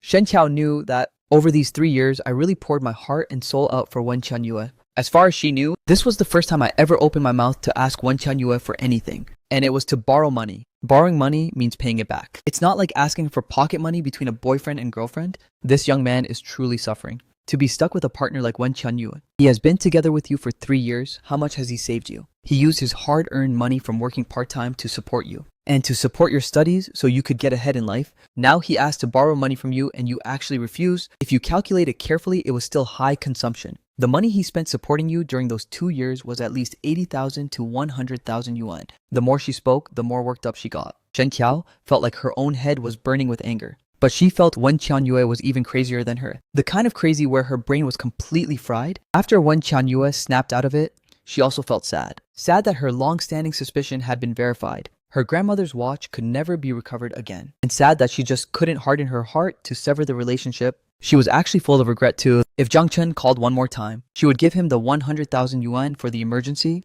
But up until now, there wasn't a single message on her phone. Wen Qianyue comforted herself, thinking that if I really needed it urgently, I would definitely call again. This time, she wouldn't make things difficult for me and would give it to me directly. The fact that I hadn't called back meant it wasn't a big deal. Shen Qiao suddenly thought of something, grabbed Wen Qianyue's arm, and asked, "Have you thought about how to solve this matter? If you don't break up, sooner or later he will find out that you are worth a fortune. Yet, you weren't even willing to lend him the cost of a single night of drinking. What will you do then?" The total spent on this single night of drinking was more than 100,000 yuan. Yet she wouldn't lend it to him. When Qianyue was at a loss for words she didn't know. A long time ago, when she saw me reluctant to buy a piece of new clothing for her sake, she had already begun to consider this issue. On one hand, she was conflicted over the watch incident and deliberately mistreated me. On the other hand, she was terrified of being discovered by me. Shen Qiao came to a conclusion: it's a dead end. Just break up. I asked my roommate to help request a week's leave. On Friday, I sent Zhang Yao to the hospital for an examination, letting her stay in the hospital for these 2 days,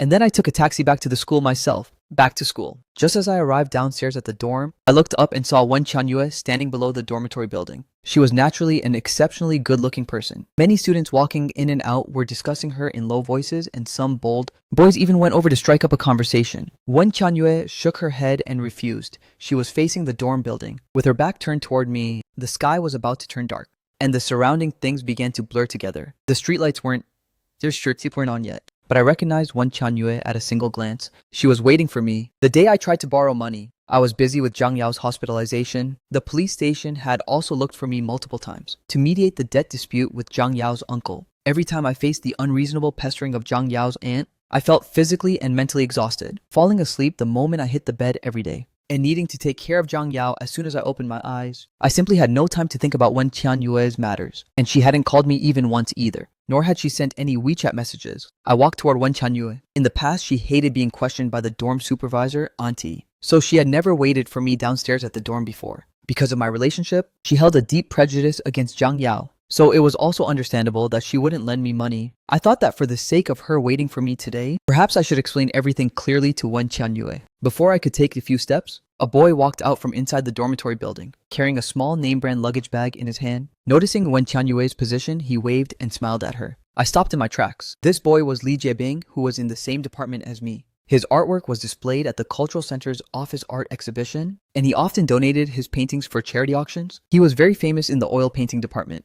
Li Jiebing also had a very wealthy family background. His parents belonged to a scholarly family of some renown in Haishi, the kind of scholarly family with spending power, the kind that could casually swipe 100,000 yuan to buy clothes. Li Jiebing smiled at Wen Qianyue, as if they were whispering some private words. With her back still toward me, Wen Qianyue took the luggage bag from Li Jiebing's hand and followed the path toward the school exit. The two walked side by side, talking and laughing. Without noticing me under the shadow of the trees, I followed them all the way out past the west gate, where Wen Qianyue used to wait for me often. Walking past the snack street where we used to eat, the two of them looked like a noble lord and a wealthy young lady, traveling in disguise, creating a world of their own between them. That allowed none of this mundane life to intrude. Walking to the wide main road, Li Jiebing very gentlemanly saw Wen Qianyue to the car and got in himself from the other side. The car drove off, leaving everyone in the dust. The black double M car logo was the exact same one seen on Wen Qianyue's laptop that day. I had specifically come back to look up this car, a Maybach. I looked down at my basketball shoes that I had just accidentally stepped into dirty water with,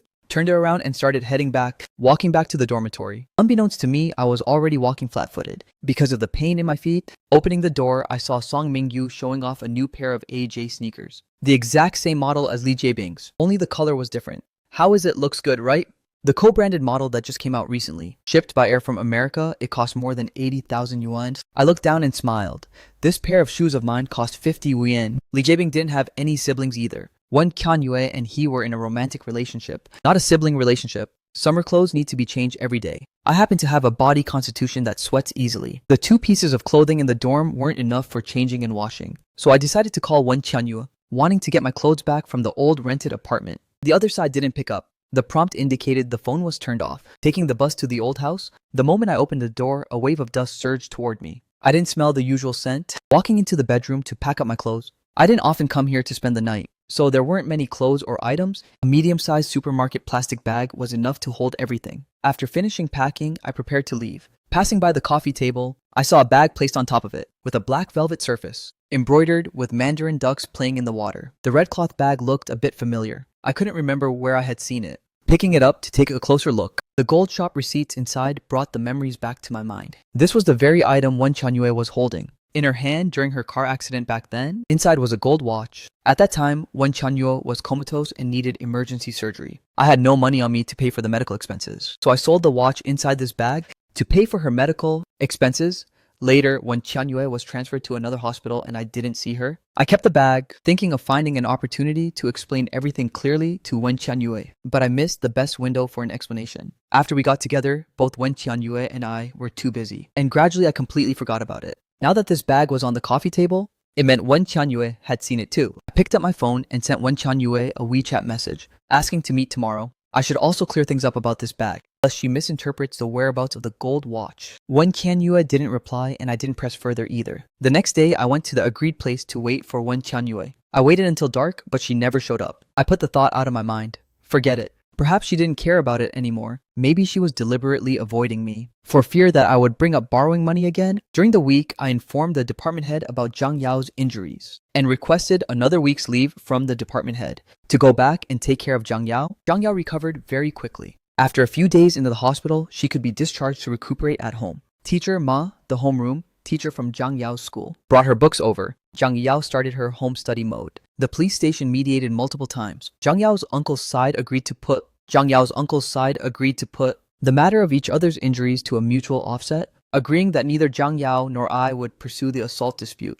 But the 200,000 yuan owed must be repaid to him as soon as possible. Otherwise, he would file a lawsuit after Zhang Yao's college entrance exam. This 200,000 yuan was no small amount for me. Being together with Wen Qianyue for the past 2 years, I basically had no savings and only had 20,000 yuan left in my hands from the latter half of the year. I originally planned to save this 20,000 yuan for my master's degree studies, but looking at it now, I can't keep it anymore. Zhang Yao returned the card I gave her before back to me. There was still 40,000 yuan left in the card. Over these past 3 years, she only spent 10,000 yuan on her tuition and living expenses. Scraping together the remaining balance in my hands from all sources, I was still short of 120,000 yuan in total. Zhang Yao didn't want me to get involved in the debt issue, but within 2 days, the court summons was delivered. The trial date was set for the 3rd day after Zhang Yao's college entrance examination. Her uncle was truly going to drive Zhang Yao to her death over a house. I had no choice. In the morning, I used the excuse of buying groceries and went out with the card. I had always kept this card with me. After I was sent away to my grandmother's house, my dad set up a card for me. Inside, he would transfer some living expenses to me every now and then. This card had always been kept safely by my grandmother. I didn't know about it until grandmother told me right before she passed away, saying this was the last bit of goodwill from my dad. I had never used it. By that time, my dad was already dead. I once swore that I would never use a single dime of his money in this lifetime. Now it would be used on his precious daughter. The various remittances inside added up to 20,000 yuan. I was still short of 100,000 yuan. The sun on the street made my vision go dark. This 100,000 yuan was like a curse. I couldn't produce it and I couldn't escape from it. On Friday afternoon, I went back to school. It was still downstairs at that same dormitory building. Wen Qianyue wasn't there today. When entering the building door, I ran into Li Jiebing. My vision went dark. I supported myself against the wall and slowly stopped. Leaning against the wall and panting, "Classmate Jiang, are you alright?" Seeing me suddenly stop and lean against the wall, Li Jiebing stepped forward to ask out of concern. The two of us were in the same department. Ours was a relationship of having heard of each other but having no interactions. We had also seen each other during major courses and public lectures, but we had never spoken a single word to each other. I waved my hand. "I'm fine, just a bit of low blood sugar." Li Jiebing took out 2 milk candies from his pocket and gave them to me, caringly adding, "You really need to watch out for low blood sugar. Eating a couple of candies will make you feel a bit better." I didn't take the milk candy. There was French writing on the wrapper. The packaging design was exquisite. One could tell at a glance that it was a high-end product. Seeing that I didn't take it, Li Jiebing hurriedly explained, "This candy isn't some generic brand. My girlfriend brought it back from France just yesterday. The candy isn't some generic brand. It's very famous locally in France, but not commonly seen domestically. It's delicious. Give it a try." For a moment, I couldn't tell if he was saying the candy was delicious or if he was showing off how good his girlfriend was. The girlfriend he mentioned must be Wen Qianyue, right? My head spun with dizziness. I leaned against the wall and panted for a long time before recovering my strength. I have a girlfriend too. Why wasn't she even half as good to me as the one Li Jiebing described? After Li Jiebing finished speaking, he stuffed the candy into my hand and jogged outside. "My girlfriend is here. I won't chat with you anymore." With my hands and feet feeling weak, I leaned against the wall. My eyes followed Li Jiebing as I looked out of the dormitory building. Under the streetlights outside, Wen Kanyue's figure appeared. After meeting up with Li Jiebing, the two walked out side by side. She didn't see me, or perhaps she saw me but pretended not to. I didn't go up to the dorm, forcing myself to turn around and head straight back to the old house. Inside, it was covered in dust just like last week. It seemed Wen Qianyue hadn't come back to stay. Then again, a wealthy young master like Li Jiebing, how could he possibly be willing to come to such an old place to clean up for Wen Qianyue? I picked up my phone to call Wen Qianyue.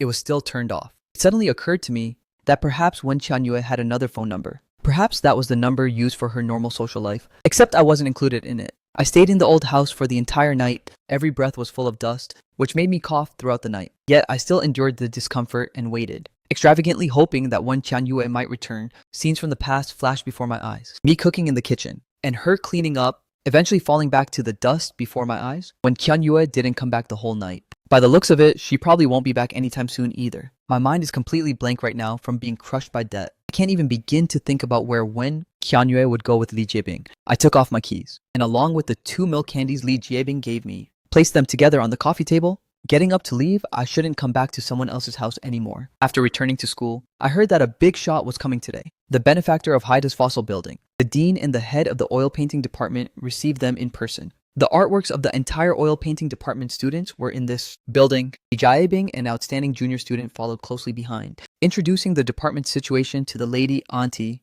Last time my mom said she wanted to have dinner with you. I've been looking forward to it for a long time. Li Jiebing stayed by the lady's side. His words carried a hint of flattery, but with even more respect. Sure, call your mother, and we will all go out to eat together. The lady nodded and suggested, Wen Qianyue happens to be free today too. Let's invite her along. Hearing this, Li Jiebing immediately picked up his phone to call Wen Qianyue. Sister Qianyue, Auntie said we are having dinner with my mom today. As Li Jiebing walked away, Madam Wen looked at the principal and Dean. I came here this time to trouble the dean for some help. The dean nodded. Please go ahead, madam. To tell you the truth, my husband heard that there is a junior student in the oil painting department who is very talented, but unfortunately, his family background is difficult. So he specifically asked me to come and meet him this time. Wen's mother spoke up to explain her purpose. The department head caught the underlying meaning, knowing that she was likely talking about Zhang Chun, and hurriedly led the way, inviting Wen's mother to check out my studio. The one Mr. Wen mentioned should be Zhang Chun. This Zhang Chun ranks first in painting every year, and is indeed very talented.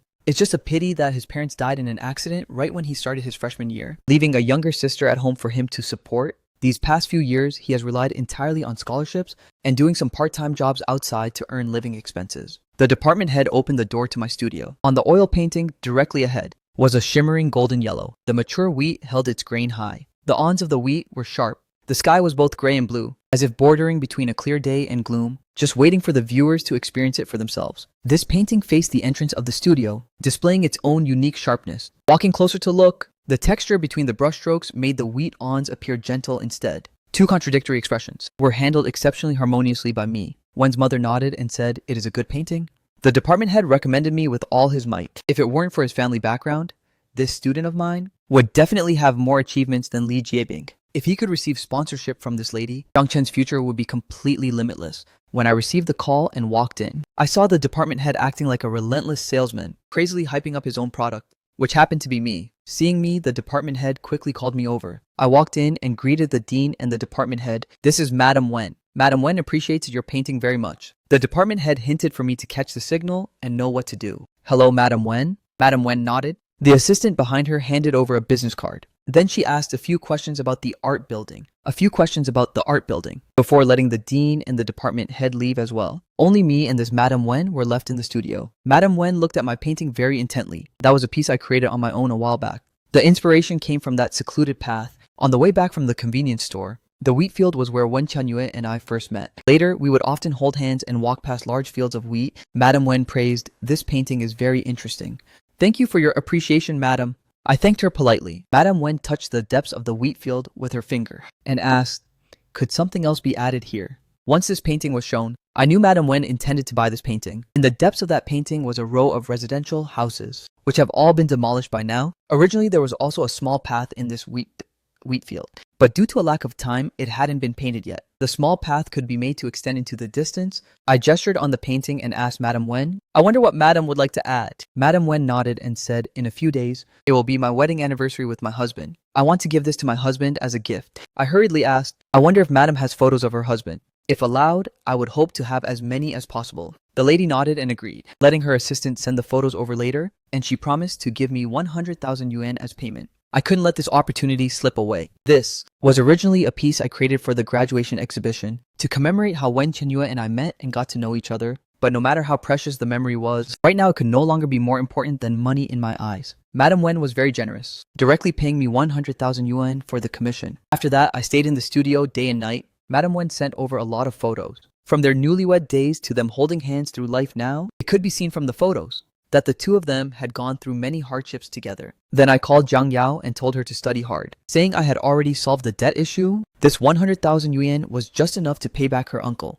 After hanging up the phone, I began creating based on the photos of Madame Wen and her husband. The photos along with the business card were clipped to the drawing board, surrounding my thoughts. A week passed quickly, and it was the 30th wedding anniversary of Wen's mom and Wen's dad. The banquet was held in the ballroom on the top floor of a 6-star hotel. That day happened to be a weekend. Wen's mom asked me to deliver the painting and invited me to attend the banquet as well. My teacher dropped me off and then went back. Just as I entered the hotel, I saw Wen Qianyue from afar. Seeing me holding a wrapped painting in my arms and wearing a t-shirt and jeans, along with the fact that I couldn't produce an invitation card, the hotel staff thought I was a worker and pointed me toward a side path, crossing the lobby to go to the service elevator in the back. At this time, Li Jibing walked up behind Wen Qianyue, raising his hand to lightly pat her shoulder. Good evening, Sister Qianyue. Wen Qianyue smiled and nodded in greeting. The two of them together looked like a perfect golden couple. Drawing whispers from the arriving guests, the lights were flashing in the venue. From the 10-meter-high ceiling hung a dazzling crystal chandelier. Guests dressed in limited edition outfits exchanged pleasantries. I had only seen this kind of scene in TV dramas before. Now that it was truly displayed before my eyes, I didn't feel much excitement, but my eyes couldn't help following Li Jibing. He was chatting with a few good friends up ahead. I couldn't tell at all.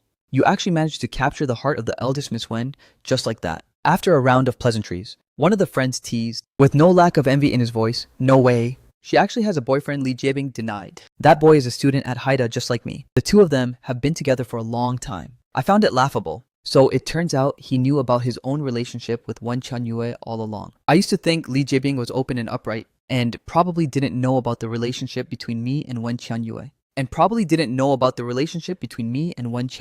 I sat with my back toward them, not feeling surprised at all that Wen Qianyue held the status of a wealthy young lady. I just didn't understand why Wen Qianyue wanted to lie to me. Could it be simply out of fear that I would covet her money? I didn't want to listen any further. Wen Qianyue and I had been in a cold war for so long. A breakup was already a fact. All that was missing was a face-to-face word. At this moment, another boy who was drinking let out a sudden laugh, fiddling with the diamond-encrusted watch on his hand. He said mockingly, I know about that. My girlfriend works together with Miss Wen.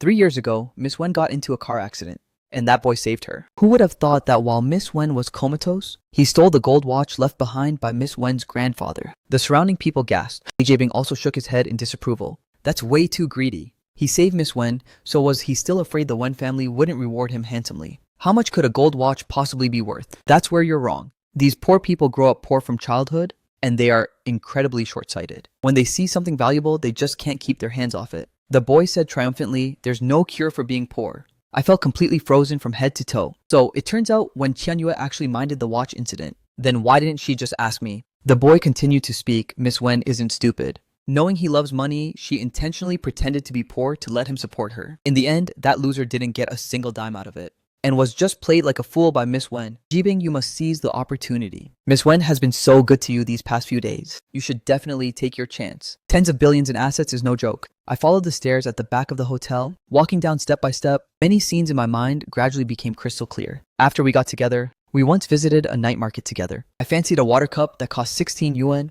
and bargained the price down to 10 yuan. But Wen Qianyue said it looked ugly and dragged me away. We were together for 3 years. And for every single festival, the things Wen Qianyue gave me were always worthless little trinkets. At that time, I only thought our financial situation wasn't good, and that she also had to pay back medical bills, so her budget must be tight. Therefore, I never made a fuss over these petty matters. So it wasn't her. In the end, she was just guarding against me. She minded that watch so much, yet she preferred to harbor a misunderstanding rather than tell me. No wonder when she saw Song Mingyu's watch, her first reaction wasn't to ask me who gifted it, but to demand that I return it, lest I be looked down upon by others. But wasn't the one who looked down on me the most actually herself? At this moment, I just wanted to rush down to find Wen Qianyue to tell her that I was very sorry about the watch. But I didn't. The sensor lights on the staircase went out. I missed a step, failing to grab the handrail in time, stumbling down several steps, and ended up sitting on the stairs. The pain in my ankle snapped me back to reality. There's nothing left to clarify. To those rich people, perhaps they only care about the fact that I sold the watch and don't care at all whether I was acting out of greed, nor have they ever experienced the desperation of starving for 3 days and not being able to afford medical expenses.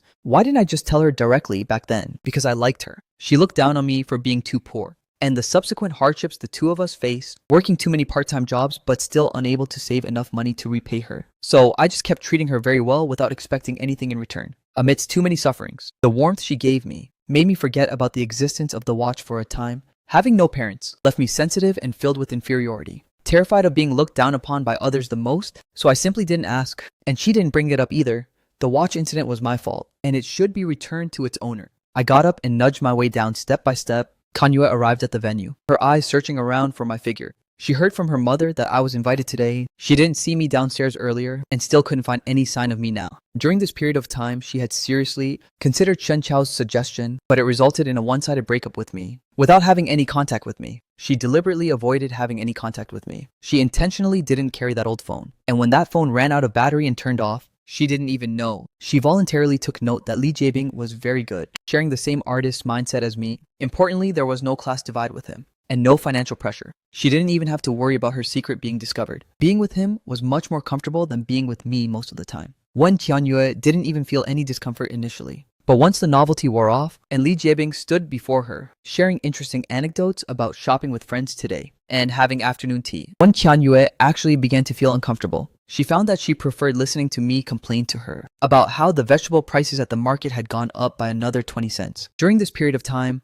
Wen Qianyue experienced what a normal relationship felt like, going to restaurants that matched her status to eat, and walking around the malls or gardens when she was free. But when Li Jiebing looked at her with adoring eyes, Wen Qianyue realized he wasn't the kind of guy she wanted. They should have their own thoughts and perseverance. In her eyes, Li Jiebing gradually faded into a superficial, boring misunderstanding, while only I in her mind remained a vivid person. Every time this moment came, Wen Qianyue would remember how she often threw cheap street market goods at me with negative emotions. Shen Qiao said that her interacting with other boys behind my back counted as cheating, and that she had already wronged me emotionally, which offset the regret over the watch. From now on, she no longer owed herself anything. We were finally in an equal relationship. She made up her mind to let the watch incident go, and to treat me well and only me in the future. She knew I would deliver the painting to her parents today, so she specifically waited downstairs, wanting to confess to me a step ahead and beg for my forgiveness. I am so soft-hearted and easy to talk to. We had experienced the most difficult moments of life together, and there was the most sincere love between us. I would definitely forgive her. She planned to officially introduce me to her parents today, to let everyone know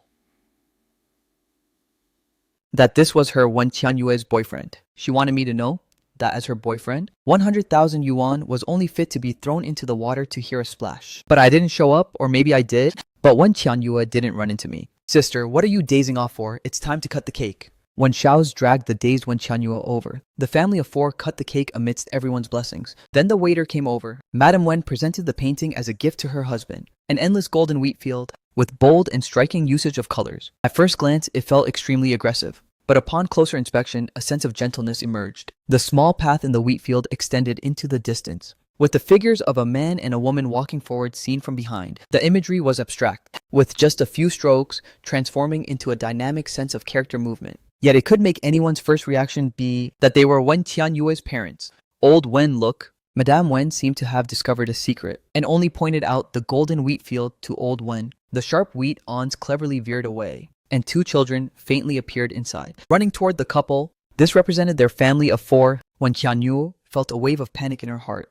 I had been here. She had watched this painting take shape under my brush stroke by stroke. I once said this was a treasure for collection, an item that wouldn't be sold even after I became a world-famous painter in the future. But now I changed the wheat field and sold it to her parents. I walked out of the hotel and stood at the entrance of a gold shop by the busy street. Various gold ornaments with new styles were displayed in the window, along with many classic patterns. Seeing my wretched self through the security glass of the window, I noticed my own tears reflected on the glass. I hadn't cried for a very long time. My eyes hurt, Mom. I can't hold on anymore. I can't get through this. I feel so miserable inside. The moral beliefs my mother taught me over the years were completely crushed into ashes by Wen Qianyue tonight. I'm so sad, Wen Qianyue, I'm so sad. Wen Qianyue is the eldest young miss of the Yiyang group. I can't pester her, nor can I go to her to vent or settle scores. I'm not worthy and I can't afford to offend her. I went off the grid and Wen Qianyue couldn't contact me. She picked up her old phone, charged it, and turned it on. Inside were hundreds of missed calls from me and the messages I sent. Wen Qianyue called back, but I didn't pick up. She went to Haida to find me, but didn't see me go to class for several days, nor did she see me coming in or out of the dorm.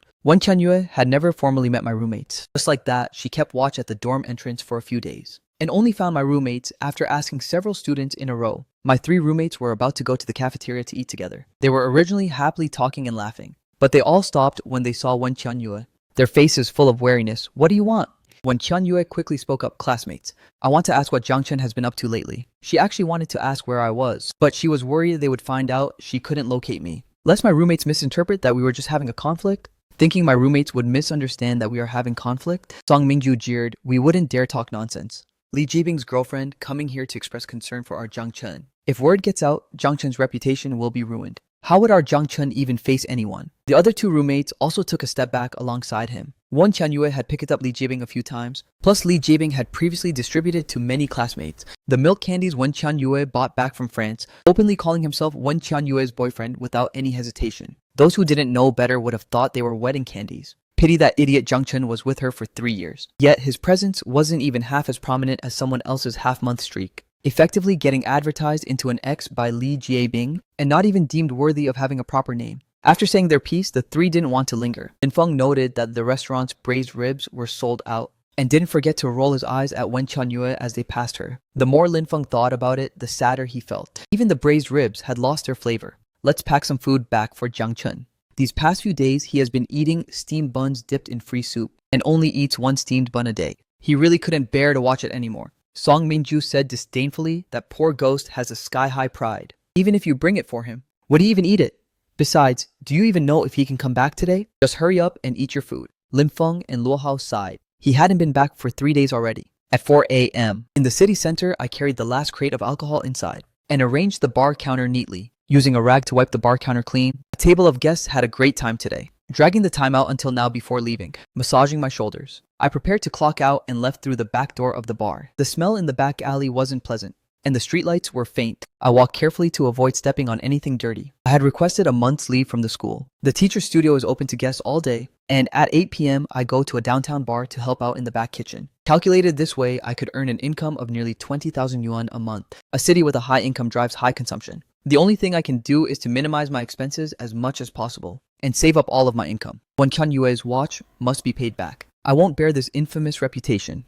As for the 100,000 yuan from Madame Wen's purchase, if needed, I will return that to her as well. At 5:30, the dormitory building hasn't opened its doors yet. These past few days, I've been resting inside the ATM booth near the art studio. Today is no exception, and I'll be staying there. I sat down leaning against the frosted security glass, holding myself close to sleep. On the phone, Wen Qianyue had left countless calls and messages. I didn't glance at them even once. Setting my alarm, I fell asleep. The teacher's art studio gives me 1 day off every week. If I push through today, tomorrow I can have a proper sleep in my bed. At the dorm, the alarm rang on time at 7:30. I got up and bought 3 steamed buns nearby. While also buying 3 steamed buns, I borrowed the owner's tap to wash my face. Then I headed to the art studio for work, clocking out at 6 o'clock. I still have to go work my part-time job at the bar. Wen Qianyue has completely lost track of me. My roommates won't tell her anything, and all her calls and texts go completely unanswered. Guarding downstairs at the dorm yields no sign of me either. She went to find my department head. Only then did she learn that something happened to my younger sister at home, and that I took a month's leave to go back and take care of her, which means I won't return to school before this semester's summer break. She asked the department head for my hometown address and drove over there in person. It was a very old and run-down residential community. This is where the house left by my dad is located, which is currently registered under my name. She had once thought about helping me get it back, but refrained from acting due to concealing her identity. Wen Qianyue sat in her car, staring blankly at the window of my home. Ah Yao, out buying groceries by yourself. How come I don't see your brother today? Not far away. A middle-aged man assisted the injured girl walking in. The girl had a cast on one leg and one arm, hopping forward with difficulty while supporting herself on a crutch. This must be my younger sister. When Qianyue's brows furrowed tightly, Zhang Yao smiled brightly without a single trace of gloom, saying, "My brother has things to handle at school, so he won't be coming over for a few days. The middle-aged man shook his head, sighing at the siblings' hardships, admonishing, "You must study hard and repay your brother once you earn money in the future. It's not easy for him as a student either. Paying off a 200,000 yuan debt for you is truly a rare thing." Zhang Yao nodded, as if making a vow. I know. The two of them walked upstairs together, disappearing from Wen Qianyue's line of sight. Wen Qianyue felt a dull ache in her heart. She despised the actions of my stepsister's family and wanted me to stay away from them too, coupled with the anger over her grandfather's watch. That's why she refused to lend me that 100,000 yuan. She wanted my stepsister to realize that I didn't have any money left for her to squeeze out. But she forgot that since I was willing to ask for money, I would definitely look after my sister. Right now, Zhang Chen must be in some corner selling his hard labor to make money. He isn't at school, nor is he back in his hometown. Where on earth is he? The middle-aged man who just escorted Zhang Yao up came back down, preparing to head home. Seeing this, Wen Qianyue quickly got out of the car and chased after him. The bar was exceptionally crowded today, carrying full crates of alcohol and running back and forth between the back kitchen warehouse and the bar counter. I didn't rest for the entire night. Wen Qianyue was up on the second floor, leaning against the glass railing, looking down at the surging crowd below. She knew that working in this kind of environment, it was very easy for both guys and girls to go astray. Even though the money came fast, she didn't even dare to think about where the 200,000 yuan I used to repay the debt for my sister came from. I was right here in High City, but hadn't gone back to school at all during this time. Since I was living outside, could it be that I met another person who treated me well and helped me pay off these debts? I am the type to repay any kindness shown to me. So, in the future, I would only treat that person well. Wen Qianyue didn't dare to think further, afraid that I might go astray and suffer grievances, and even more afraid that I had someone else helping me. The drinking party on the second floor gradually grew lively, but Qianyue didn't glance at Li Jiebing even once from beginning to end, leaving the friends who came along with him. Feeling that the atmosphere was rather awkward, Li Jiebing decided to take the initiative and walk over to talk to Wen Qianyue. "Sister Qianyue, why are you unhappy? If something is bothering you, just say it. I can help you figure out a way." Li Jiebing tried to find out what was on her mind, to bring himself closer to her. Wen Qianyue shook her head and did not answer. Her eyes chased a figure behind the bar counter. That figure was weaving through the crowd around the bar counter, serving drinks with all his might. It couldn't be him. Giving your boyfriend such a look, Wen Qianyue. You'll be punished by having to sleep in the guest room when you go back. No one knew who cracked the joke. Another person quickly chimed in to change the subject. Wen Qianyue didn't mind it, nor did she acknowledge it. Her eyes were fixed on the bar counter, ignoring them completely. Her eyes were fixed on the bar counter, feeling that the figure looked very much like him. But the lights downstairs were just too dazzling. She couldn't clearly discern the real body shape. After running back and forth several times, my back ached from carrying the crates. I went back to my warehouse to take a little rest and sat on a small chair to read a book. Wen Qianyue couldn't find me, which already made her feel anxious inside. And just now, she was misunderstood as having an unusual relationship with Li Jiebing, making her feel even more irritated and depressed. She called her driver to come and pick her up, left the car keys, stood up, and left on her own. The next day, Wen Qianyue came to the west gate of Haida again. It happened to be dismissal time. Couples were walking out hand in hand in pairs, discussing what to eat tonight. Looking at them, a wave of envy rose in her heart. They are all lovey-dovey now, but by graduation, very few will make it to the end. Yet right now, I truly envy them. My bank records show no consumption anywhere, nor have I stayed overnight at any hotels. She couldn't track down where I was. My roommates were guarding against her, refusing to tell her about my actual situation. He must have run into trouble and is hiding in some corner, enduring it all on his own. Wen Qianyue walked inward from the west gate of Haida and arrived downstairs at my dormitory building. The people around her were whispering in low voices, saying something about being Li Jiebing's girlfriend. A sense of guilt rose from the bottom of Wen Qianyue's heart. Could he also know about her and Li Jiebing? Could it be that he ran into her and Li Jiebing and misunderstood the relationship between them, getting angry and jealous, thus deliberately hiding from her? Would they just break up like this? With the calls and WeChat messages on her phone that never got a response, Wen Qianyue didn't even dare to look at our chat box anymore, nor did she dare to blindly send messages to me now. Terrified of receiving a red exclamation mark indicating she was deleted by me, "I don't care if you chat and laugh with others. Don't come looking for me ever again." A couple walked past before her eyes. The girl walked forward furiously, leaving the boy behind her. I have absolutely nothing to do with him.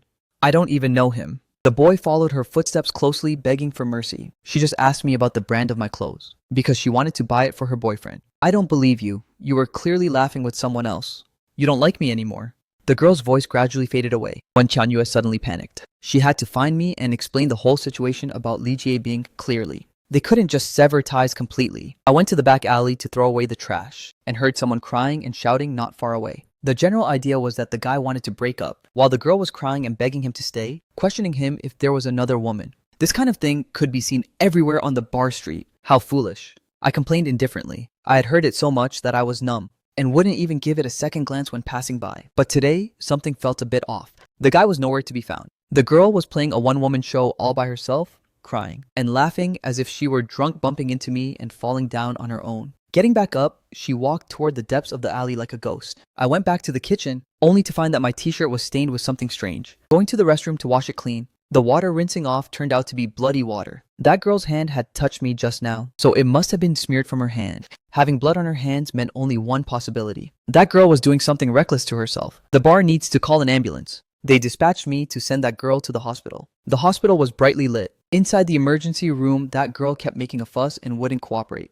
Forced by the circumstances, the doctor gave her a shot before she finally calmed down. At this moment, she was lying on the hospital bed, staring blankly at the white fluorescent light on the ceiling. I sat on the sofa nearby, sighing at how nice the lives of rich people truly are. A VIP ward with an independent restroom, large floor-to-ceiling windows, a pleasant view, and even the escort bed was very spacious. I cleared my throat.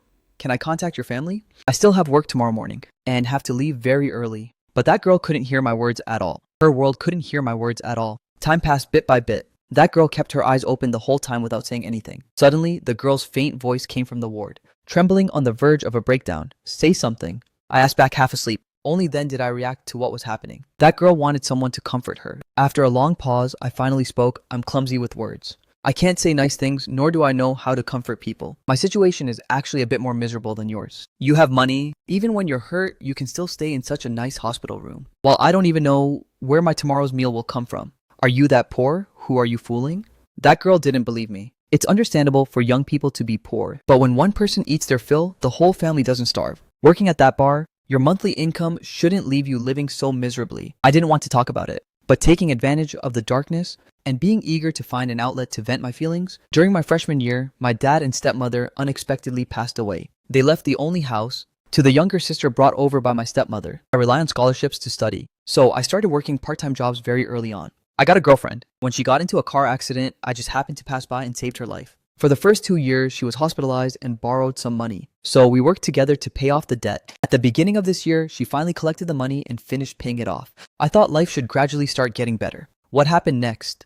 Women are naturally fond of listening to stories. That girl wanted to know. Next, life didn't get any better. One day I was at the mall and saw her swipe her card for 100,000 yuan for a guy, while I had just been at the vegetable market for her, bargaining over the price of a single chicken. That day was my birthday. She took the freebie that the guy didn't want from his massive shopping spree and brought it back to give to me as a birthday gift. My family was in a difficult situation and needed money. When I was detained at the police station, I asked her to lend me some money, but she told me to go beg for food instead. The so-called crushing of one's soul is nothing more than this. Only later did I find out that her family background was incredibly prominent and she was dating a male classmate from our department. That classmate had even competed against me for the department's top spot for several years. The first-tier scholarship, Wen Qianyue knew about Li Jiebing. I had mentioned him to her more than once. To Li Jiebing, missing out on the scholarship was just the price of a new piece of clothing. But to me, missing out on the scholarship meant I might have to suspend my schooling. The best-case scenario would be just like now, taking on another part-time job by myself. That girl asked tentatively, "You don't sound like you're too sad?" Sad, even if I cry out for my mom in pain, what difference would it make? The debt I owe won't decrease just because I'm sad. Sadness is for others to see, since there's no one watching. What's the point of me being sad? Being together for 3 years, yet failing to make Wen Qianyue believe in my character, the despair and suffocation have been cured by the debt. A heart that can't be warmed is something I won't crave anymore in the future. I only hope to pay off the debt as soon as possible and start anew. Then why haven't you broken up yet? Keeping her around for the new year. That girl said coordinates with anger, and I continued to reply. There are still a few things that need to be confirmed. When we meet again, I'll bring everything to a complete end. That girl suddenly understood. Look on the bright side, bro. You are such a good person. There will be plenty of good girls waiting for you in the future. I laughed and said the sadness was real sadness. And seeing through it all now is also completely seeing through it. It's just that from that very moment, Wen Qianyue planted a bunch of wild weeds in my heart.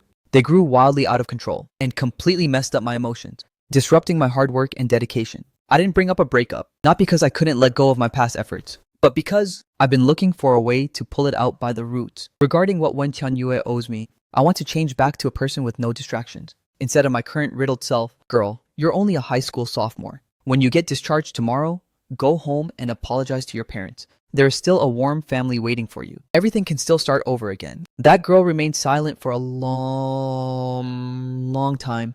A choked voice sounded for a long time. A A choked voice sounded. My parents won't forgive me. In order to be with him, I did a lot of things that hurt them. How can biological parents hold a grudge overnight? I continued to speak. I used to think my dad was the one who hurt me the deepest and felt that living was meaningless. But just a few days ago, I found out that to bring me back, my dad did business with others and lost a lot of my stepmother's money because he didn't want me to be burdened with debt too. He transferred the house's ownership to my sister. When Zhang Yao was injured, Officer Chen summoned my uncle and investigated the ins and outs of the whole matter. Only then did I learn how much effort that middle-aged man had put in all by himself just to bring his son back to his side. But things went against his wishes. With insufficient capability, there was only failure. He could only teach Jiang Yao from a young age that her brother would always be her family, and she must get along well with her brother in the future. That's why Jiang Yao would rather be beaten to death than sell that house. If I hadn't gone back, I would have never known about all of this. Bro, are you asleep?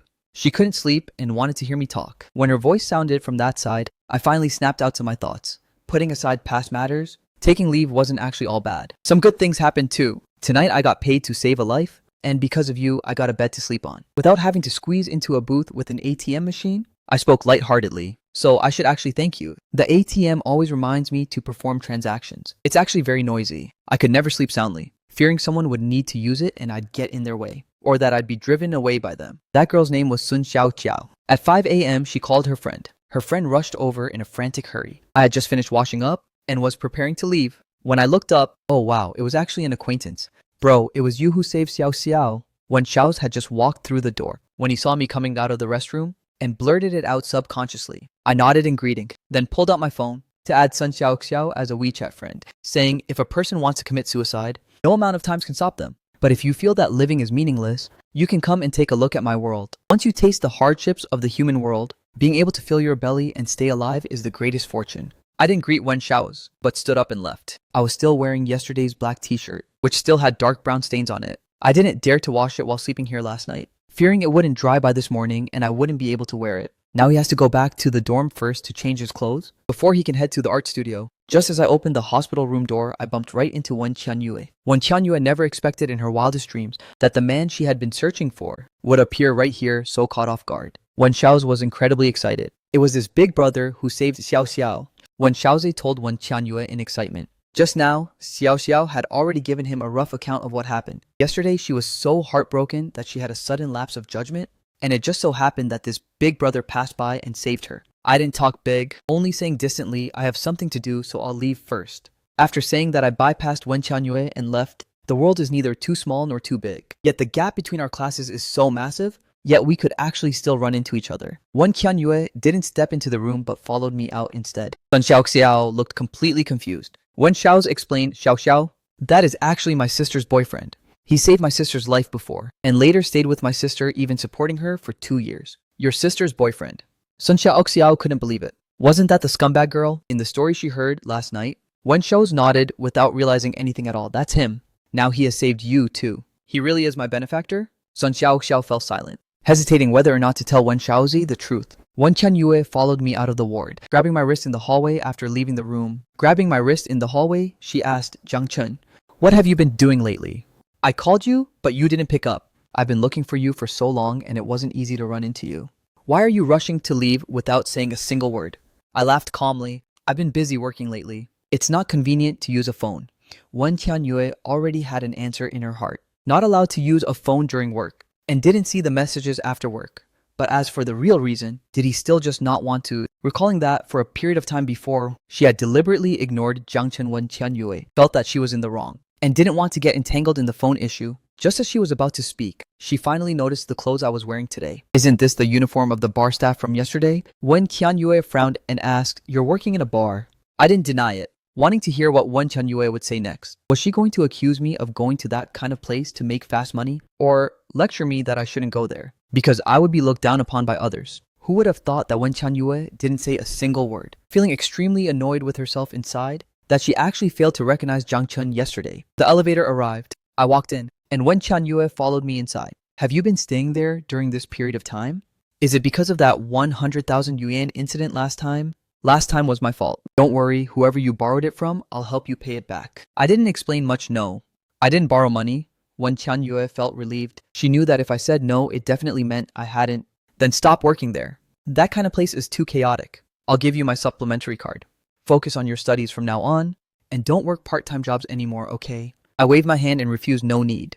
I didn't plan on working it for long anyway. If I quit now, the wages from my previous shifts will be gone. After interacting with students during this period of time, I feel like being a teacher isn't too bad either. So I plan to give up on the postgraduate entrance exam and take the exam to go back to my hometown to be a teacher. After all, a big city like this isn't suitable for an unprogressive person like me. When Kyan Yue felt a pang of heartache and spoke up, we don't want that little bit of wages anymore. Jang Chen, be good. Let's not go to work at that place. Whatever you want to do in the future, I will support you. We can just open a studio. Stop doing this kind of work. Kyan Yue reached out, wanting to hug me. I took a step back. I have blood on my body. It wouldn't be good if it stains your clothes. The elevator reached the first floor. I walked toward the entrance when Kyan Yue grabbed me. Jang Chen, wait a minute.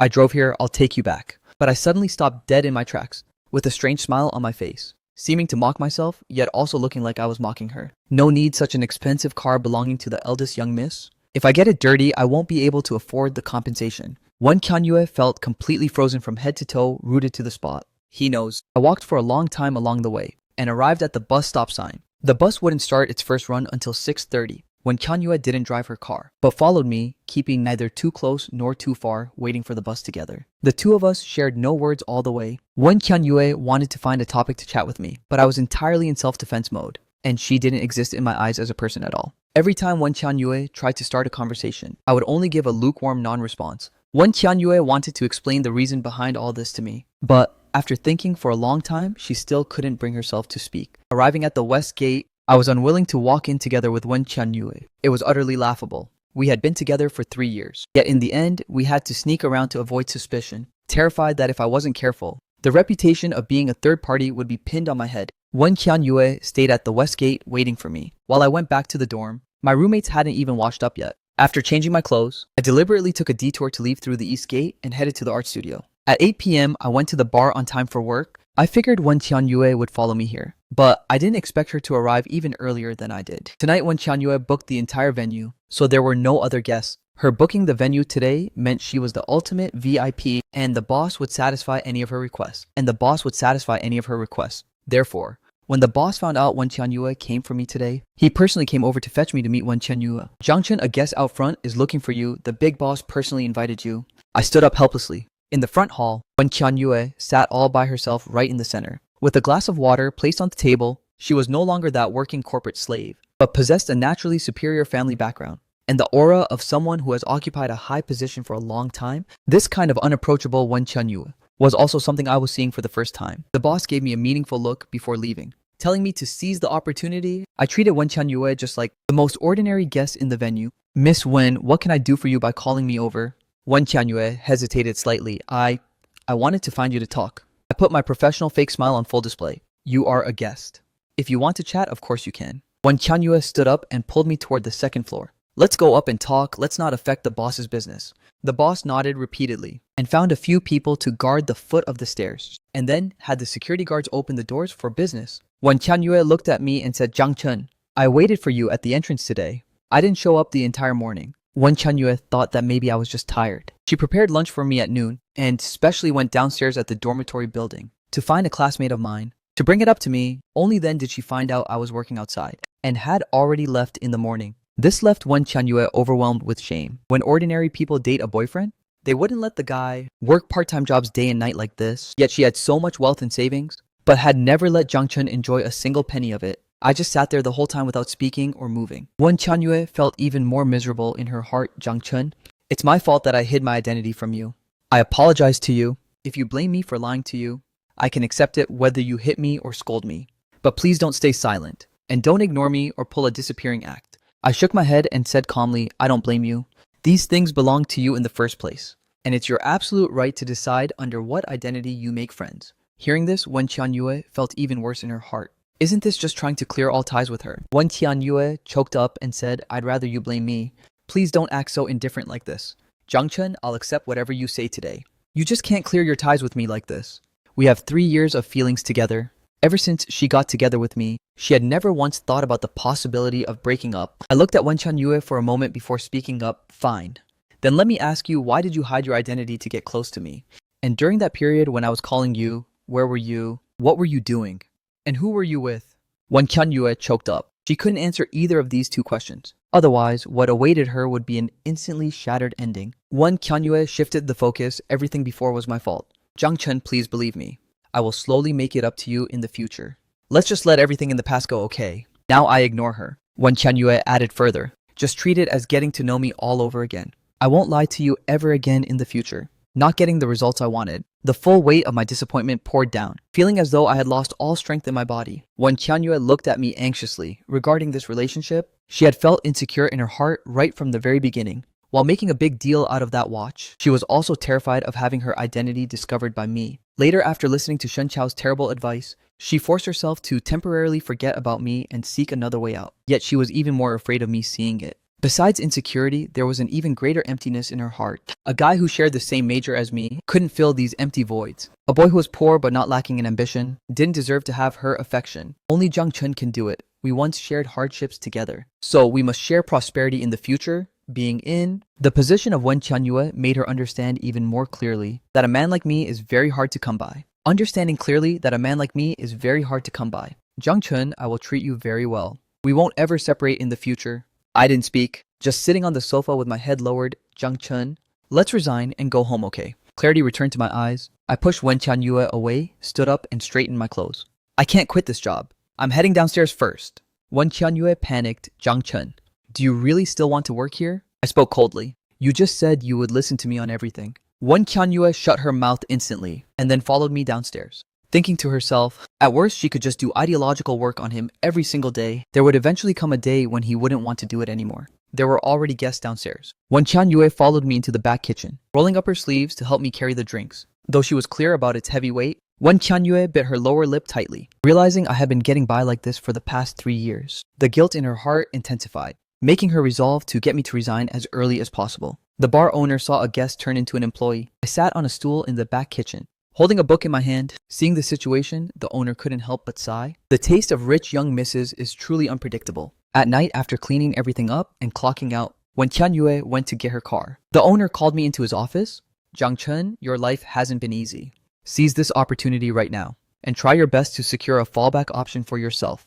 I understood what the owner meant. Just as I walked out of the bar entrance, a notification for a 100,000 yuan bank deposit popped up on my phone. Sent from the finance department transfer. Wen Qianyue frowned and asked, what's wrong? I shook my head, put away my phone, and sat in the backseat of the car. All along the way, Wen Qianyue kept trying to find topics to talk about. It's too late today. Tomorrow I'll take you out.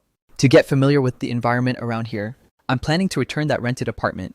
After you graduate, we will live here. I stared at the scenery outside the window without responding. Getting out of the car once we reached the underground parking lot, confirming that Wen Qianyue usually lives here. As for that small rented apartment, presumably Wen Qianyue would only go there when I went over, and once I left Wen Qianyue certainly wouldn't stay any longer either. The parking lot elevator went all the way up, a luxury flat with 3 elevators serving a single household. Wen Qianyue opened the door and fetched slippers for me. Hers belonged to a couple set. I asked out of the blue, has anyone worn this pair of shoes before? The design of these shoes reminded me of Li Jiebing. Maybe during those few days, Li Gaibing wore this exact pair of shoes while staying here too. Wen Qianyue thought I was jealous, and explained with a smile, no other man has ever been here.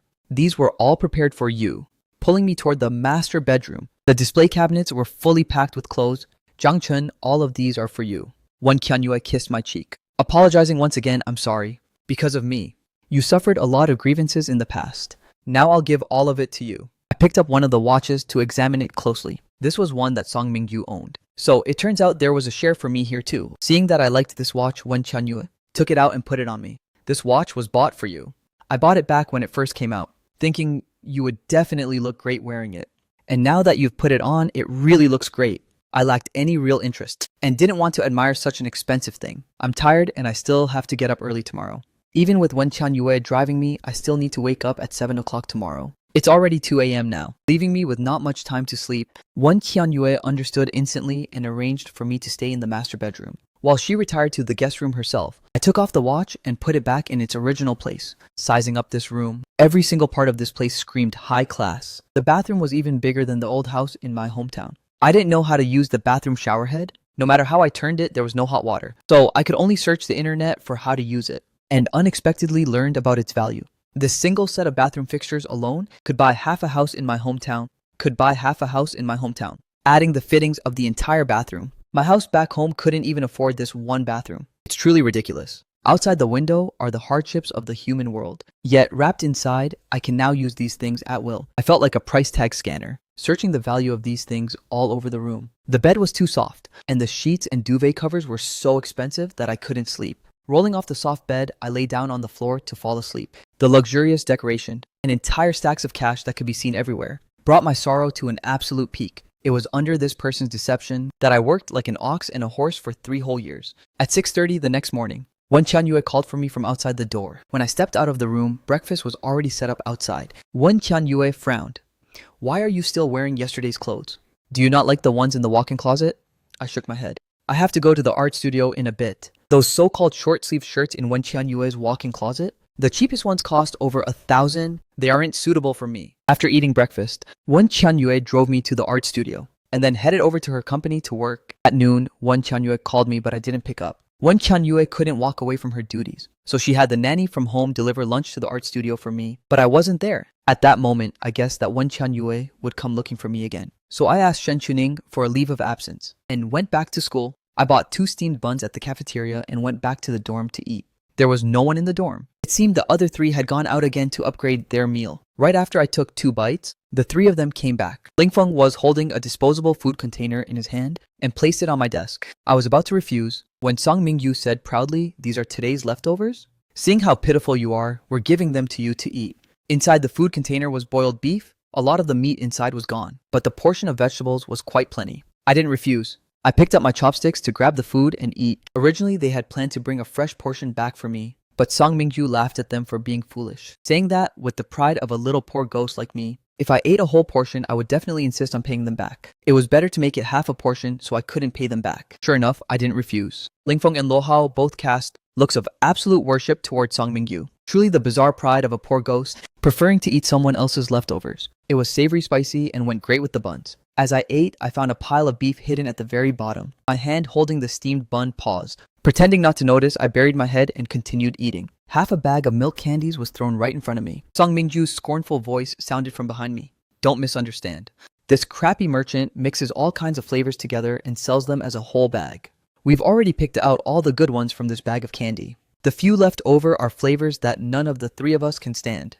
Take them and don't let them go to waste, lest you get low blood sugar, feel dizzy, and stumble around." With my back turned to them, I didn't say thank you. The bar owner had been in a tight spot these past few days, but he was very happy. The VIP customer now comes every day, but she is very miserable. The VIP is in the back kitchen accompanying an employee. Seeing that, I calmly continued reading my book. Wen Qianyue felt aggrieved in her heart. In the past, when she helped me with my work, I would always look after her with deep care and concern. But now she didn't even exist in my eyes. Wen Qianyue said very aggrievedly, "You won't even spare me a single glance." I must still blame her in my heart. These past few days, she wanted to drive me to and from work, but I refused. She wanted me to stay at her place, but I refused as well. Even when she wanted to take me out for a meal, I would reject her under the pretext of tight schedule. Wen Qianyue didn't know how much longer this pity play could work. Yang Chen truly held a grudge against her this time, meeting Wen Qianyue's disappointed gaze. I pulled out a wet wipe and wiped the sweat off her face, then poured some soup for her to drink. The dinners for these past few days were all prepared by the nanny at Wen Qianyue's house,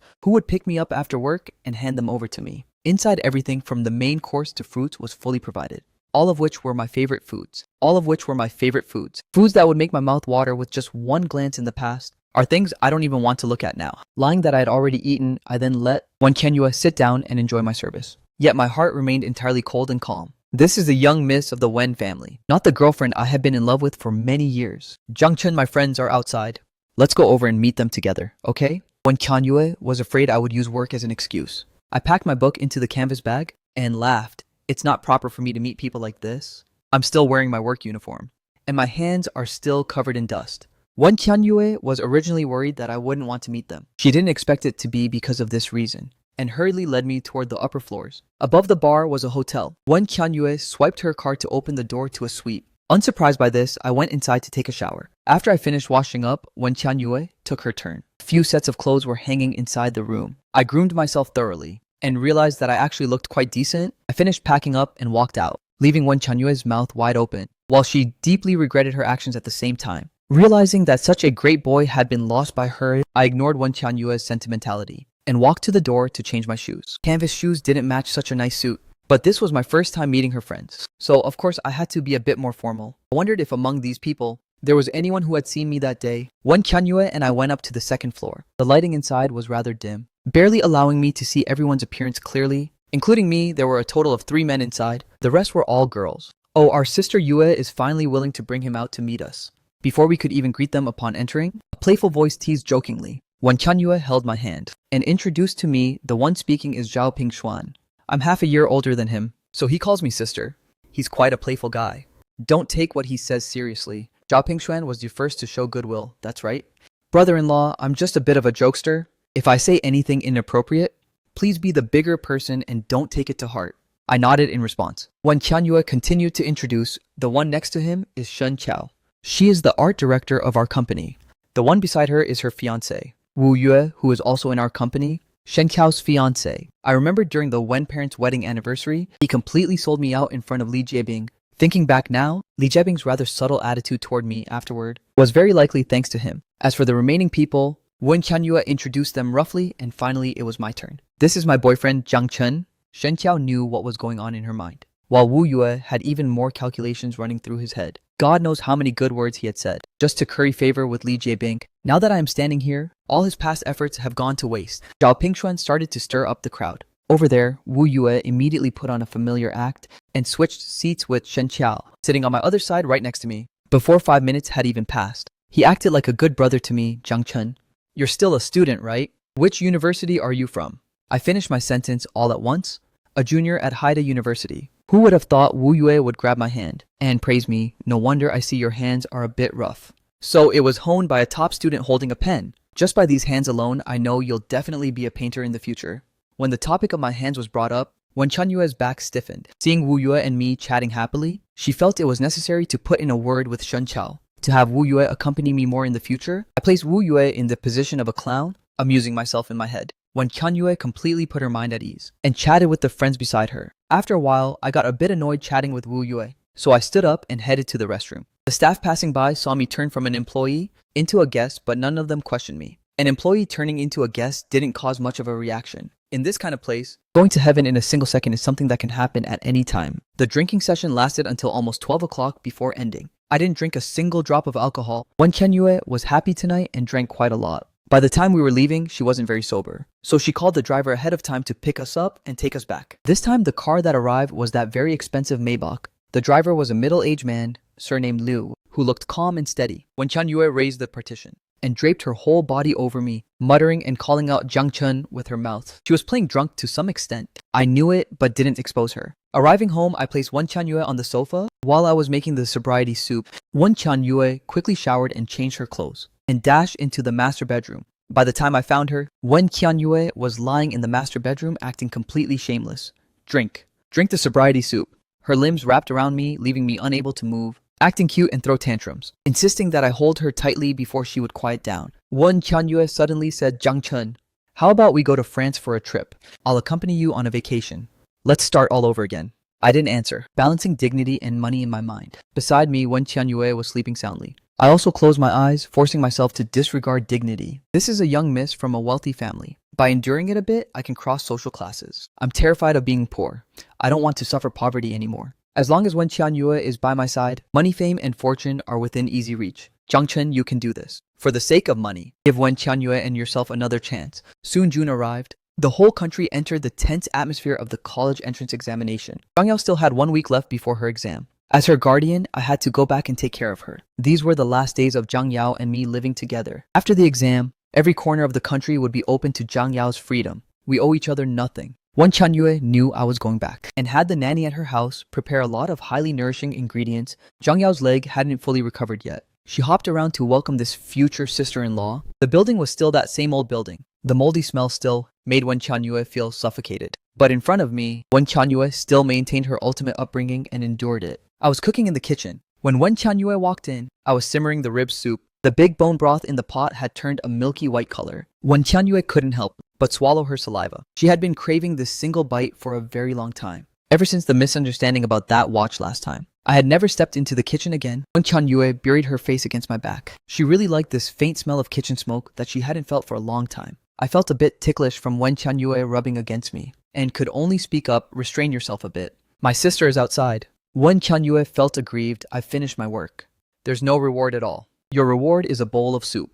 The two of them sat at the table, each with a large bowl of bone broth. When Qianyue asked Zhang Yao, there's only 1 week left until the exam. Are you nervous? Zhang Yao shook her head. When Qianyue asked again, then do you have a dream university in mind? Zhang Yao still shook her head. In fact, she wanted to say that she would consider schools with cheaper tuition fees. But since Wen Qianyue was here, she was afraid that their family being too poor would make her brother be looked down upon. I hurriedly smoothed things over. It's still too early to think about it now. It won't be too late to consider after the results come out. Yao Yao nodded. After eating, she sensibly went back to her room to study. When Qianyue was washing dishes in the kitchen, I stood beside her to keep her company. The two of us chatted idly. In the afternoon, Wen Qianyue had to leave. Thinking about how I would be staying here for a week, Wen Qianyue couldn't help but urge me, you're taking care of your sister here all by yourself. Don't push yourself too hard. Zhang Yao needs to nourish her body. Don't be too stingy when it comes to food either. She pulled a card out of her wallet and handed it to me, saying, I know you're still angry with me. I know you're still angry with me, but at this critical juncture, don't make things hard for your own body. Wen Qianyue actually wanted to send a nanny over to take care of my sister, but with my temper, I definitely wouldn't want a stranger in the house. I didn't refuse. Taking the card, it took Wen Qianyue a long time before she reluctantly left. I watched Wen Qianyue walk out of the residential community, then turned around and ran upstairs quickly, returning to the room to lie down and rest. Wen Qianyue accommodated me much more than before, tolerating my cold face during this period of time. This version of Wen Qianyue was gradually turning into the version I once imagined. Life was free of debt, and she treated me even better than before. I opened a shopping app, looking for a gold watch that was exactly the same as that watch. Aside from a gold watch at that time, she originally gave me 50,000 yuan as well, just as something happened to my father and stepmother. I used up the money. Now it's time to return it to Wen Qianyue to make things clear about what happened back then, so we can completely clear any grudges between us. Only then can we return to our once wholehearted state. Perhaps I shouldn't be overly paranoid and try to trust Wen Qianyue one more time, trusting that I too can have a happy future. Wen Qianyue was in a great mood, getting off the highway and driving all the way back home. Wen Qianyue had just sat down and was about to grab a tangerine to refresh her throat, but was despised by Wen Xiaoze. Are you growing mold? You stink to death, stay away from me. It was probably the moldy smell from my old house. Wen Qianyue looked down and saw she was still wearing the t-shirt I bought her, so she hurriedly went upstairs to shower and change clothes. By the time she came back down, there was only one bowl left on the dining table, a bowl of soup with 2 green vegetable leaves floating inside, and 2 steamed buns placed on a plate. Wen Xiaoze laughed and said, from now on, this is the only thing you deserve to eat in this house. Wen Qianyue was baffled as to what was going on. Since she came back, he hadn't given her a single good look. Wen's dad and mom ignored her, keeping their heads down and eating their meal. Only Wen Xiaoze glared at Wen Qianyue and said, I'll call you sister for the last time. From now on, you're not my sister anymore, just a scumbag girl. You only deserve to eat this. Wen Qianyue was truly annoyed. Wen Xiaoze, you're getting more and more disrespectful from being spoiled. Wen Xiaoze hid behind his aunt. Why are you acting so fierce, dad? Today, Xiao Xiao and I went to thank brother Jiang Chen. So we went to Haida University to find him. Only then did I find out that sister isn't good to him at all. Brother Chen only eats 1 meal a day, and this is exactly what he eats. I really don't understand. Our family isn't so poor that we can't afford food. Why does sister have to treat brother Chen like this? Wen Qianyue had a face full of disbelief. What nonsense are you talking about? How could I possibly let him eat these things? Thinking about what others said about me. When Xiao's got angrier, the more he thought about it. You're still making excuses. I brought these steamed buns and soup back from Haida University to let you taste it too, sister, and see how it is. This soup is supplied for free by the school. Those steamed buns are 1 yuan for 3, and they get extremely hard when left to dry. Seeing that Wen's mom's expression softened a bit, Wen Qianyue hurriedly followed up, Mom, once you meet Jiang Chen, you will definitely like him. Wen's mom compromised. This might be the last time her daughter begs her. She has already made a boyfriend, and maybe she will start a family and establish a career in the near future. Although Wen's mom felt regretful about the watch, she detested her daughter 2-timing even more. Wen Qianyue nodded, promising to bring me back as soon as possible. Seeing this, Wen Xiaozi proposed, Hey mom, then can I ask brother Chen to tutor me? In fact, it was Xiao Xiao who had fallen behind in her studies and wanted to ask brother Chen to help her with tutoring. I wanted to go together with Xiao Xiao. The two of them going to Haida University to find me today was actually the primary reason for this. Jiang Chen is short of money, and tutoring work isn't exhausting either. It's a win-win situation. My character is guaranteed. So Wen's parents felt it was trustworthy. Wen Qianyue thought this proposal was quite good. Qianyue thought this proposal was quite good. This way, I wouldn't have time to go work at the bar at night. At night, after her parents went back to their rooms to sleep, Wen Qianyue knocked on Wen Xiaozi's door. Sister, it's so late, what are you doing instead of sleeping? Wen Qianyue gave the 2 stacks of cash in her hand to Wen Xiaozi and said, there's 200,000 yuan here. Half is for your pocket money this month.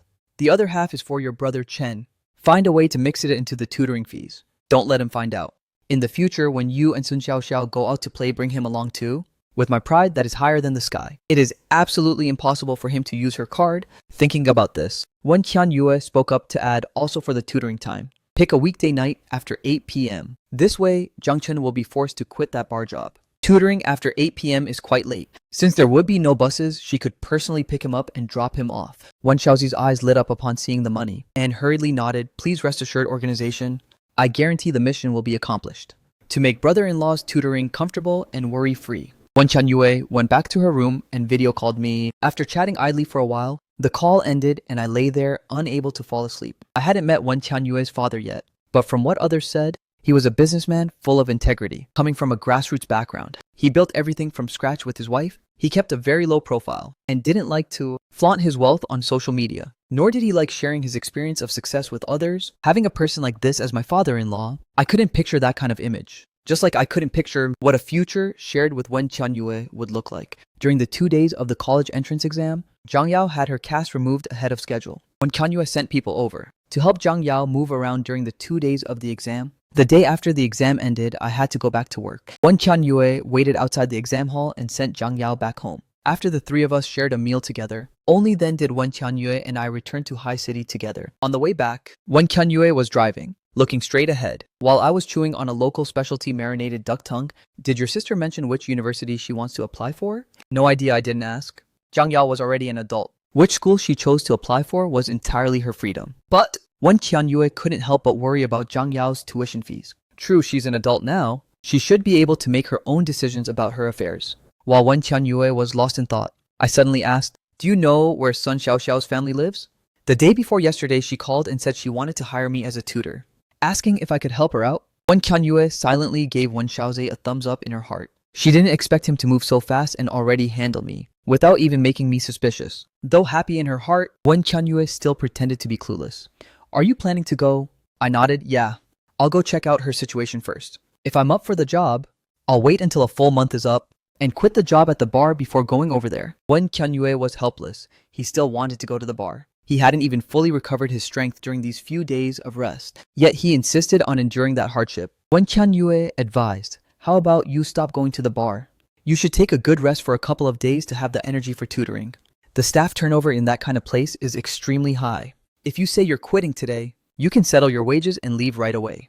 We don't care about these few days either. What she said wasn't without reason. I thought that if I could take on this tutoring job for Sun Xiaoxiao, there would be an income of nearly 20,000 yuan a month. Taking a break to focus on the tutoring sessions, instead of draining my energy at the bar, was also a better long-term plan. Moreover, for Sun Xiaoxiao's tutoring, I would need to do it long-term, and it required using my brain. I'll think about it. Seeing that I showed signs of giving in Wen Qianyue, pleaded weakly, Zhang Chen, no matter what, I'm still a woman. You might not care about how others look at you, but as your girlfriend, I've already been laughed at by Shen Chao and the others. Friend, I've been laughed at by Shen Chao and the others so much that I can't lift my head. That place isn't safe either, just for the sake of my pride. Let's stop going to the bar, okay? In the future, you can go to your senior brother's art studio during the day, and go teach the Sun family's girl at night. More importantly, she felt that me being a tutor wasn't bad either. The income was stable and there were no annoying matters. I'm begging you, leave me some face. Let's not go to the bar anymore, alright? Right after she finished speaking, I stuffed a half-bitten duck neck into her mouth. Wen Qianyue chewed and swallowed the duck neck. Did this mean Zhang Chen had agreed? It was purely because he found her too noisy and wanted to shut her mouth. At night, I went back to the dorm and brought back a lot of hometown snacks for my roommates. For once, Song Mingyu didn't put on a disgusted expression. He picked up a few pieces to eat, though his words were still sharp. Oh, even the cheapskate is starting to lose his feathers. I didn't talk back, completely unaffected by him. I just smiled and told Song Mingyu to eat a few more pieces. Ling Feng laughed and said, Zhang Chen, now that you and Wen Qianyue have reconciled, shouldn't you publicly declare your ownership? They saw Wen Qianyue driving me back to school today. But once we reached the west gate, I didn't let Wen Qianyue come inside. The two of us were still keeping a low profile just like before, maintaining our distance in front of outsiders, without even holding hands. They all knew that the two of us had been together for 3 years. But the people at school didn't know about it. These past few days, Lee Jae-bing's roommates hadn't been staying quiet, flaunting to everyone everywhere that Lee Jae-bing was about to enter a famous wealthy family in High City. With Wen Tianyue and me being so secretive like this, they wondered if it would cause trouble for me. I shook my head. I don't have that plan for the time being.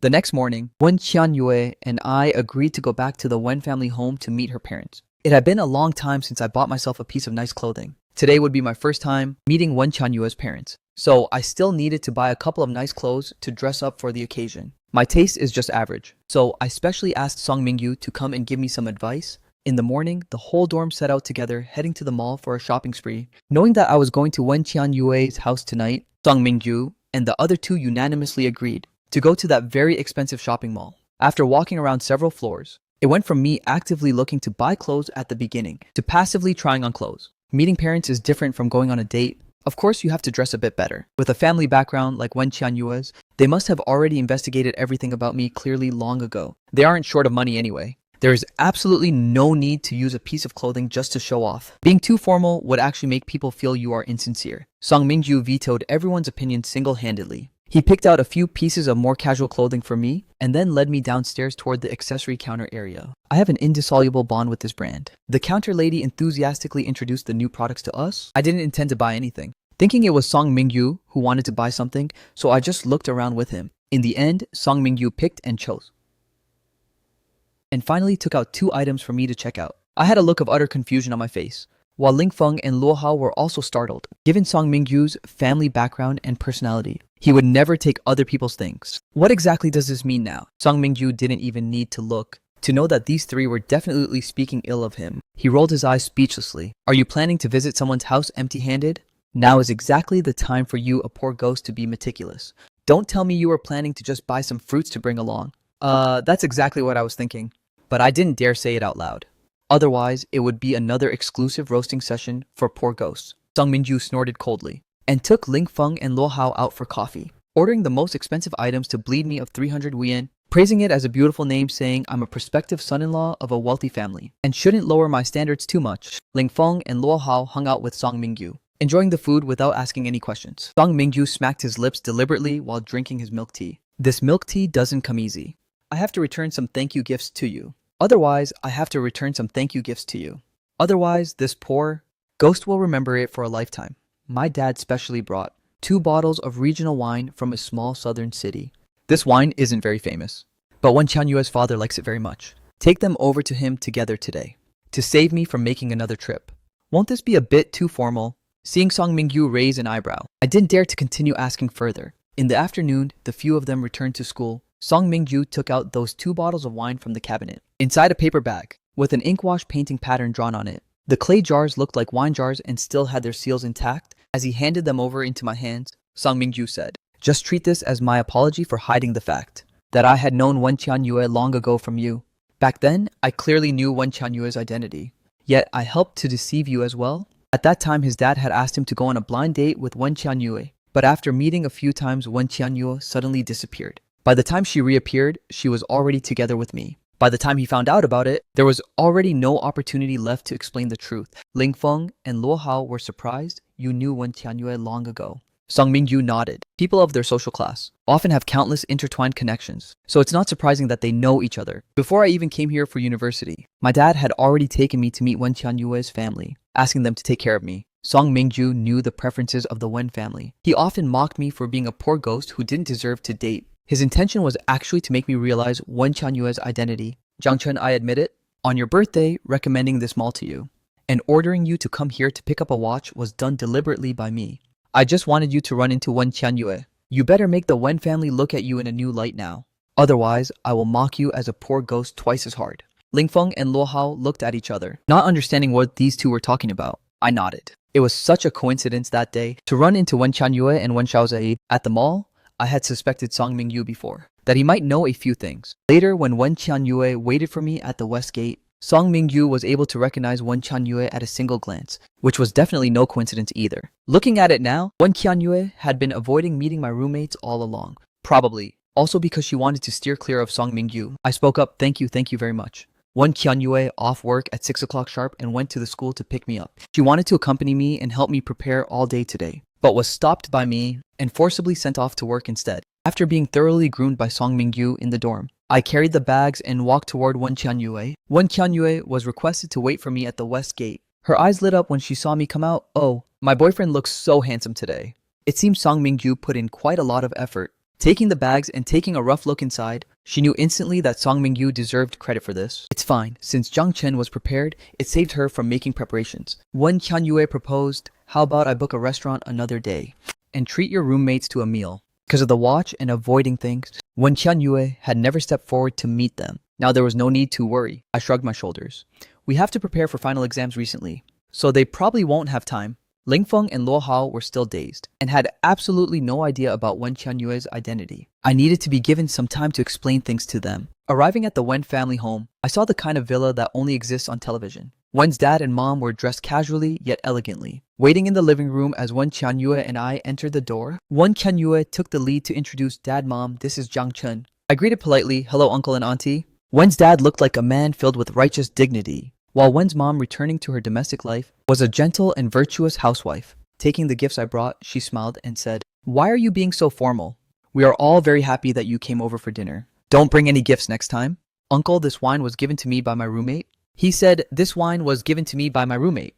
His name is Song Mingyu. Without being overly submissive, I explained the origin of the wine clearly. Wen's dad came to a sudden realization, remembering that child Song Mingyu, the child from Old Song's family. Haven't seen him for a while.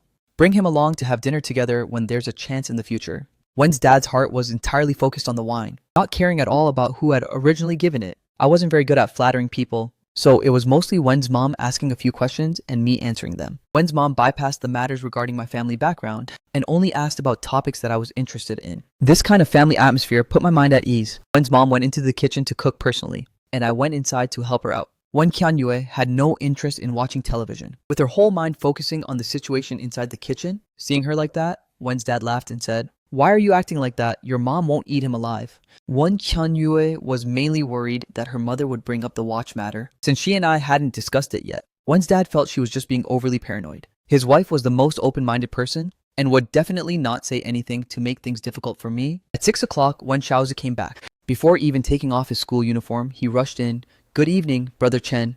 We meet again. Sun Xiaoxiao was following right behind him. Clearly, the driver had picked up Wen Xiaozi from school, and the two of them came back in the same car, not having seen her for a period of time. Sun Xiaoxiao's complexion looked much better. After coming inside, facing Wen's dad and Wen's mom, Sun Xiaoxiao was quite restrained. Hello, uncle and auntie. Sorry for bothering you. Wen's mom smiled and said, it's fine. The more people there are, the livelier it gets. Your dad and mom said they will be here right away. Let's wait a little longer. We'll start dinner as soon as the two of them arrive. Right after she finished speaking, the sound of a car parking came from outside. A hearty laughter echoed from the outdoors. Sun Xiaoxiao's father walked inside, with her mother following right behind him. Wen's dad welcomed them happily, shouting that he wanted to have a couple of drinks with Sun's dad. When Qianyue found an opening and roughly explained the situation to me in a low voice. Sun Xiaoxiao's father is a military man. Knowing that we were coming home for dinner today, he came specially for Sun Xiaoxiao's matter. At the dining table, it was mostly the two parents who did most of the talking. With Wen Qianyue accompanying them to drink, I on the other hand became a supporting character, having almost no presence at all, which actually made me feel much more at ease. Seeing that no one was paying attention to me, Wen's dad actively asked Jiang Chen, you are about to enter your senior year. Do you have any plans? Previously, I planned to return to my hometown to become a teacher, but if I reconciled with Wen Qianyue, this idea would just not work, so I could only make other plans. Being a teacher isn't bad either, but competition is still fierce nowadays. You will face a lot of competitive pressure graduating with a bachelor's degree. Do you have any thoughts about pursuing a master's degree? I heard from your dean that you are very talented. He also hopes that you will continue studying. Pursuing a master's degree was something I had thought about, but because I had no money, I had already given up on it. My major is very expensive, and I don't have a family background like Li Jiebing's to be able to package myself as a young artist. Wen Qianyue held my hand and smiled, Mom, Jiang Chen and I have discussed this. I will support him to keep studying. Recently, Jiang Chen has already started preparing for next year's master's exam. Taking the master's exam is something we discussed long ago, back when we were still very poor. Wen Qianyue had promised me that no matter what, she would let me pursue postgraduate studies and could even support me to study all the way through. I nodded along. To fit into such a wealthy family, The only thing I could adorn myself with was the aura of higher education. And the reason I could sit here and have dinner right now was partly due to Wen Qianyue and partly due to my academic performance. It's naturally good to be able to study. Our family doesn't need you to go out and make money. Just focus on your studies. Wen Qianyue will back you up for everything else. Xiao's and Xiao Xiao. You two also need to learn from Jiang Chun. You must not slack off on your studies. Wen's mom and Sun's mom teamed up to lecture them again, making the other two kids complain bitterly. Only then did I breathe a sigh of relief. At night, the driver sent Wen Qianyue and me back. Wen's mom had given me a watch in private. It was a very simple gold watch, saying it was left behind by Wen Qianyue's grandfather. Giving it to me now counted as a gift for our first meeting. I have to say, Wen Qianyue's family seems to have a special fondness for gold. Both Wen Qianyue's maternal and paternal grandfather's watches were made of gold. Thinking of her maternal grandfather's watch, I felt it was necessary to make things clear. Beside me, Wen Qianyue had drunk too much and was sleeping so soundly that she wouldn't wake up. Forget it, I'll talk about it later. After meeting Wen Qianyue's parents, I returned once again to a busy state of working part-time jobs, going to Shen Chuning's art studio during the day, and visiting Sun Xiaoxiao's house every other evening. To tutor Sun Xiaoxiao and Wen Xiaoze, I was quite busy, so I didn't have time to visit the Wen family home again afterwards. Wen Xiao's often brought me things that Wen's mom had bought, always one portion for me and one for Wen Xiao's. Showing no favoritism, Wen Xiao's schoolwork was actually fine. But Sun Xiaoxiao had fallen behind too much and needed to rebuild her foundation from scratch. The task was relatively heavy. Sun's mom was a military wife and also a full-time housewife. Sun's dad was in the army and away from home all year round. Every time I went over, Sun's mom would prepare a lot of things to entertain me, which made me feel a bit embarrassed. But going to Wen Xiaoze's house for tutoring was even more out of the question. My future father-in-law and mother-in-law were so kind that it actually made me feel self-conscious instead. Occasionally, I would take the two of them out for tutoring, finding a coffee shop, or a quiet professional self-study room to study. When class ended at night, Wen Qianyue would drive over to pick me up and take me back. All the current high school graduates had left Shen Chuning's art studio, and good news started coming in one after another. Several of them got accepted into Haida University. They would all be my juniors in the future. The art studio could finally slack off for a few days. Shen Qiuning gave me a vacation, saying I only needed to come over on weekends during the summer break. Life really started to get better. I finally had some spare money on hand. Wen Qianyue and I tacitly avoided bringing up the past again, as if those unpleasant past events had never existed. I felt that I was suited to be a teacher. Right now I needed to focus on studying for the master's exam. On the 7th day after the college entrance exam, ironically, I didn't ask Zhang Yao how she did on her exam. What I could do had already ended.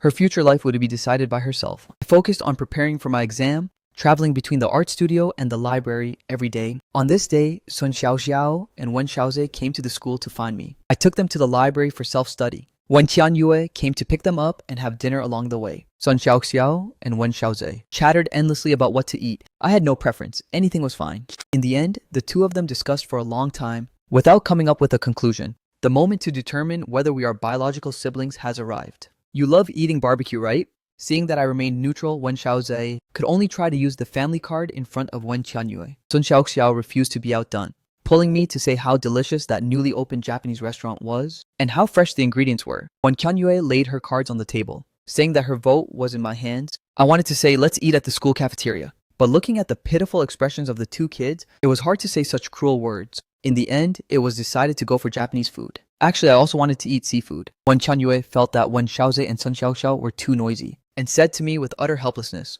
"It seems it's better for us to have just one child in the future.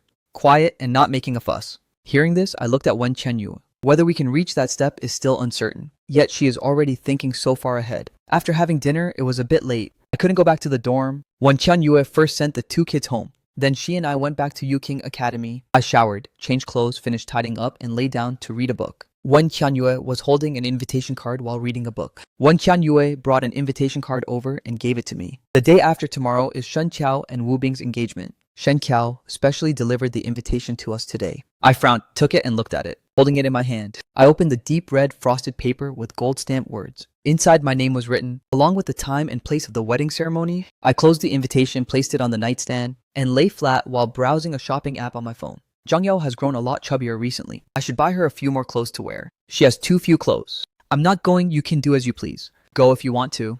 My refusal to see Wu Yue was already my biggest concession to Wen Qianyue. After all, they grew up together since childhood. It wouldn't be good to forbid Wen Qianyue from going. Wen Qianyue was puzzled, not going.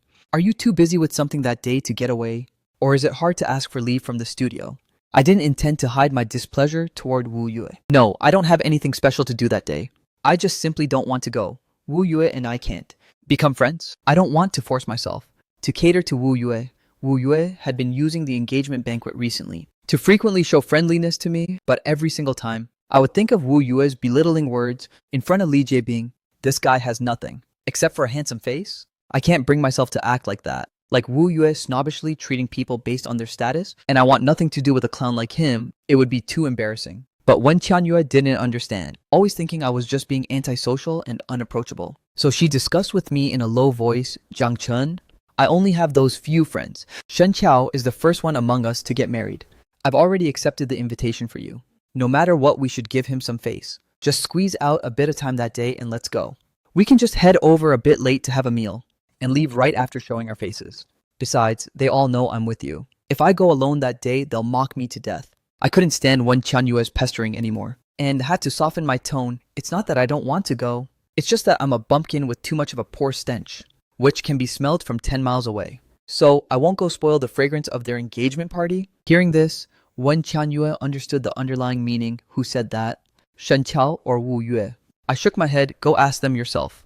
Anyway, my identity isn't worthy of your friends. I'd better not go ask for trouble. I turned over, not planning to say more, sleeping with my back facing Wen Qianyue. Wen Qianyue wanted to ask further, but these words really hurt one's self-esteem. Making me repeat it would indeed be inappropriate. She knew how stubborn my personality was. It was definitely either Shen Qiao or Wu Yue, one of them speaking ill of me, and it happened to be overheard by me. She still knew a bit about Shen Qiao's character. The one likely to say such things was most probably Wu Yue. Wen Qianyue gnashed her teeth in hatred, giving him face. What an entitled piece of trash. On Friday, Wen Qianyue went to work, spending the whole day discussing a project with Shen Qiao. She didn't ask Shen Qiao who said those words. Shen Qiao was in high spirits with the upcoming joyful event, busy accepting congratulations from his colleagues, and didn't notice Wen Qianyue's resentment. On Saturday, early in the morning, Wen Qianyue carried the snacks recommended by Wen Shaoze to the art studio to keep me company. At 10 a.m., Wen Qianyue's phone kept ringing nonstop. Since Wen Qianyue didn't pick up, I focused on her final assignment,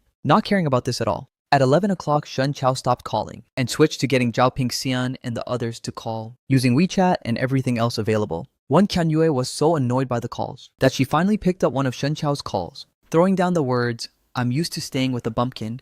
The poor stench is too strong. I'm not worthy of eating at U2's banquet.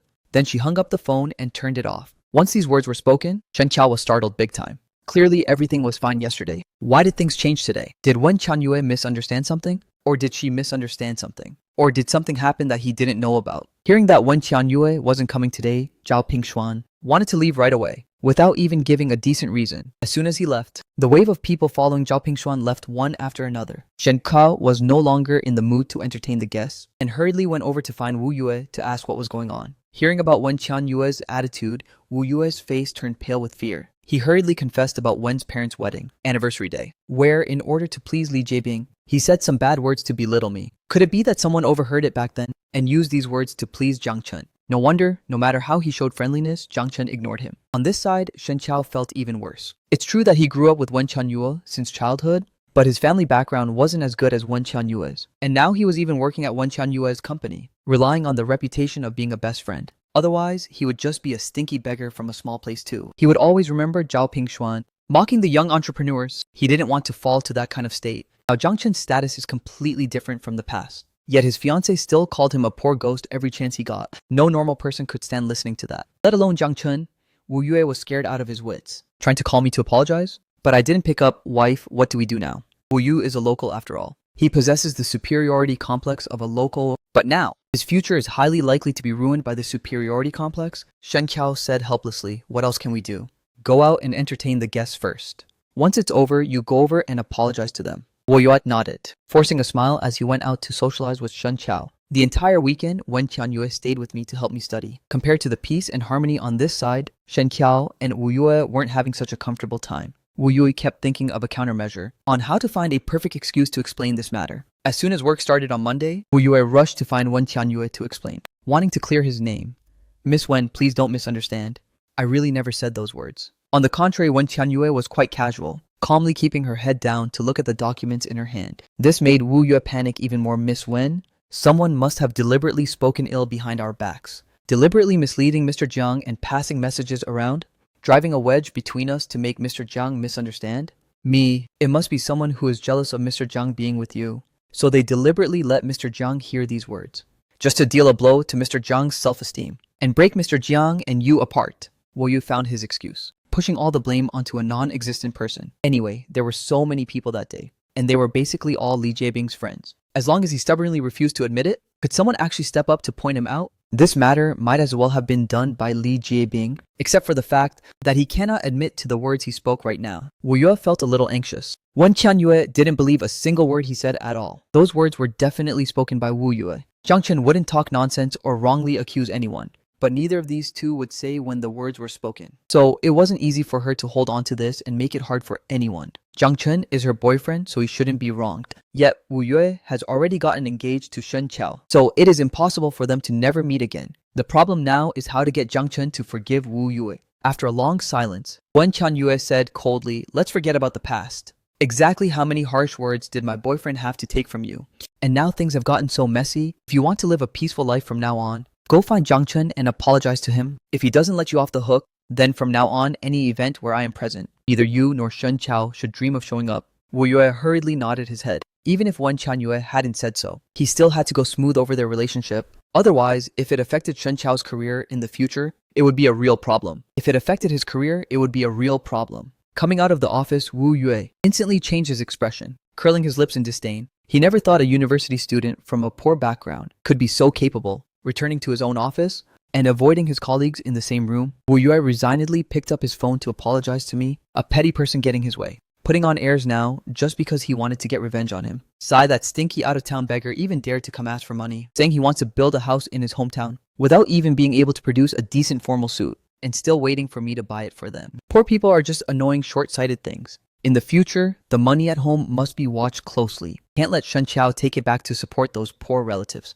After venting all the dissatisfaction in his heart, he cursed that Wen Qianyue and I wouldn't have a happy ending, and that I would be abandoned by Wen Qianyue sooner or later. Wu Yue felt much more balanced in his mind. Picking up his phone, he prepared to call me. Now that Wen Qianyue had already given in, he believed she was leaning toward helping him in this matter. So Jiang Chen's side would have to yield sooner or later too. Who let his wife Shen Qiao have such a good relationship with Wen Qianyue? No matter how stubborn Jiang Chen is, he has to show some respect for her sake. For the sake of the Wen family, he still has to endure me. Even if he feels uncomfortable, he still has to welcome him with a smile. Otherwise, he would be narrow-minded and unable to see the bigger picture, unfit for a proper occasion. I was busy with my final exams over here, turning a blind eye to Wu Yue's phone calls. I wanted to directly block or delete him, but kept his contact only because I considered Wen Qianyue's relationship. Who knew that Wu Yue would be so tactless? Since I didn't pick up his calls, he just kept calling, making me walk out of the library in annoyance to answer. "Mr. Wu, if you keep bothering me, I will repeat the exact words you said to Li Jiabing,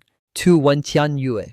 And by the way, I'll also tell Wen Qianyue how you were sucking up to Li Jiabing that night. Mr. Jiang, you've misunderstood. I really didn't mean to talk about you like that. I was just deceived by Li Jiabing and the others. I mocked. Mr. Wu, I'm afraid you still don't know. I was sitting right behind you at that time. That day was Wen Qianyue's parents' wedding anniversary. I remember every single word you used to flatter Li Jiabing. If I were to settle old scores with Wen Qianyue now, who do you think she would blame?" Wu Yu was scared out of his wits. He had drunk a bit of wine that day and talked a whole lot, even exposing Wen Qianyue's secrets along the way. Whether I was there or not, Li Jiabing should know best. "Wu Yue, don't try to act friendly with me. From now on, let's mind our own business. If you cause trouble before me again, neither of you will have a good time." For the sake of the relationship between Wen Qianyue and Shen Qiao, I showed generosity for once, warning Wu Yue, but that didn't mean I could be so magnanimous as to completely ignore what these social climbers had done, exposing their snobbish behavior. Yet Wu Yue turned around and twisted the facts, claiming that I was deliberately making things difficult for him, putting on airs and demanding that he kneel down to apologize. This made Shen Qiao's face look very ugly. On the day of the engagement, none of Wen Qianyue's family showed up. His parents specially went to visit Wen Qianyue's house 2 days ago. Although the other party didn't say much, the news his parents brought back was likely related to Wu Yue insulting me. Wen Qianyue's parents liked me very much. In order to stand up for me, they didn't even show face to his parents, and even straight up called Wu Yue uneducated, asking his parents to go back and tell Shen Qiao to properly educate Wu Yue about the relationship between the two families. Shen Qiao felt furious in his heart, thinking that this Jiang Chen really didn't know what was good for him, and didn't know when to quit while he was ahead, holding on to every little grudge,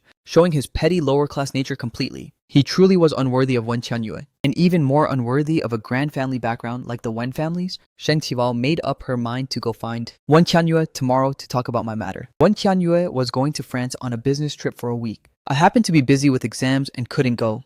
Wu Yue had not called to bother him again since that day. I could finally enjoy 2 days of peace and quiet. But right after getting rid of that mess, another heap of trouble arrived during the 3 consecutive days of exams. I ran into Li Jiebing in the exam hall every single time. Li Jiebing was together with her roommates, and her face turned extremely ugly upon seeing me. After the exam ended, I was packing my things and hadn't left yet, when I heard a voice behind me cursing, "What are you putting on airs for?" Snatching Jiebing's girlfriend. "You will get your retribution in the future." After that, words like scumbag and leeching off a woman and a match made in heaven flooded in endlessly. As soon as I heard the voice, I knew it was Li Jiebing's roommate cursing at me. Li Jiebing even hypocritically tried to stop her, telling her roommate not to say such things. But the effect was practically negligible. Many students were in no hurry to leave, putting their heads together and whispering to each other. Before long, the entire exam hall knew about me snatching Li Jiebing's wealthy girlfriend. The version of the story from Li Jiebing's roommates had already been twisted over and over again. The most ridiculous claim was that I had low blood sugar and felt dizzy. So Li Jiebing kindly gave me 2 milk candies. As a result, I used the milk candies to plot against Wen Qianyue, trying to find any way possible to get to know Wen Qianyue, using the milk candies as an excuse to play pitiful and beg for protection. Slowly stealing Wen Qianyue away. He's really a bumpkin from the mountains. Values sense of shame even less than having a full meal. Who knows what he has already done with Wen Qianyue. I also found this reason to be the most ridiculous one. After finishing the exam on the 3rd day, the invigilator had just collected the papers and left, and I was also preparing to leave. Li Jiebing's roommate blocked me. Zhang Chen apologized to Jiebing. I was speechless. They fabricated rumors about me and now wanted an apology. I looked at Li Jiebing, who was standing behind.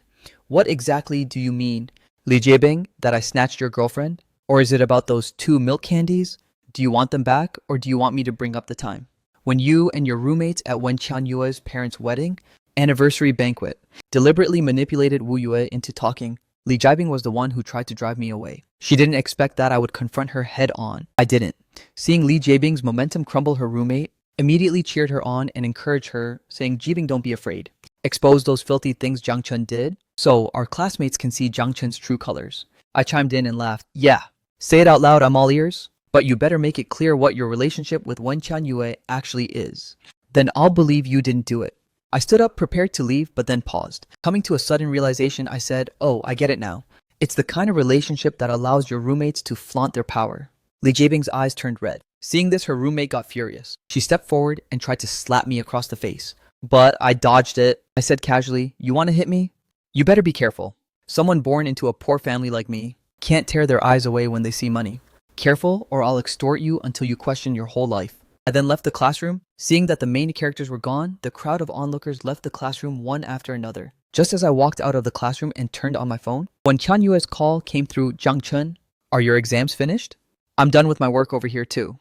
I can head back on a flight tomorrow afternoon." She sounded very happy, and her tone was much more relaxed. I was relatively calm. "Yeah, it's over." Wen Qianyue smiled and asked, "What kind of gift do you want? I still have half a day of free time. It's perfect to bring some things back for you." I wanted to say that I didn't want anything, but then I thought about the exams over the past 3 days, where I was subtly insulted by Li Jiebing's roommates. A hint of resentment toward Wen Qianyue rose within me. Lately, I've been wanting to eat something sweet. Are there any sweets over there? Like candies or something? The matter between Jiebing and Wen Qianyue had always been told purely from Li Jiebing's side. While Wen Qianyue remained extremely secretive and avoided talking about it, I also pretended not to know. So the two of us had never talked about Li Jiebing's matter at all. At first I believed in the matter regarding Wen Bing. At first I believed in Wen Qianyue, that she wouldn't do such a half-hearted thing. Earlier I caught her taking Wen Shaozi to visit the mall, and later Li Jiebing and Wen Qianyue got closer. At that time, the thought of breaking up crossed my mind, which was why I didn't hold a grudge over these things. But now that I bear the infamy of being a third party, it's necessary for me to find out what exactly happened back then. Wen Qianyue asked as soon as sweets were mentioned. "There are candies, pastries, and snacks. Do you want them?" I was lost in thought, and subconsciously asked out loud, "Wen Qianyue, have you ever bought candy for someone else? Wen Qianyue, have you ever bought candy for someone else?" I was lost in thought, and subconsciously asked out loud. Wen Qianyue had a face full of confusion. "What?" I smiled and said, "It's nothing."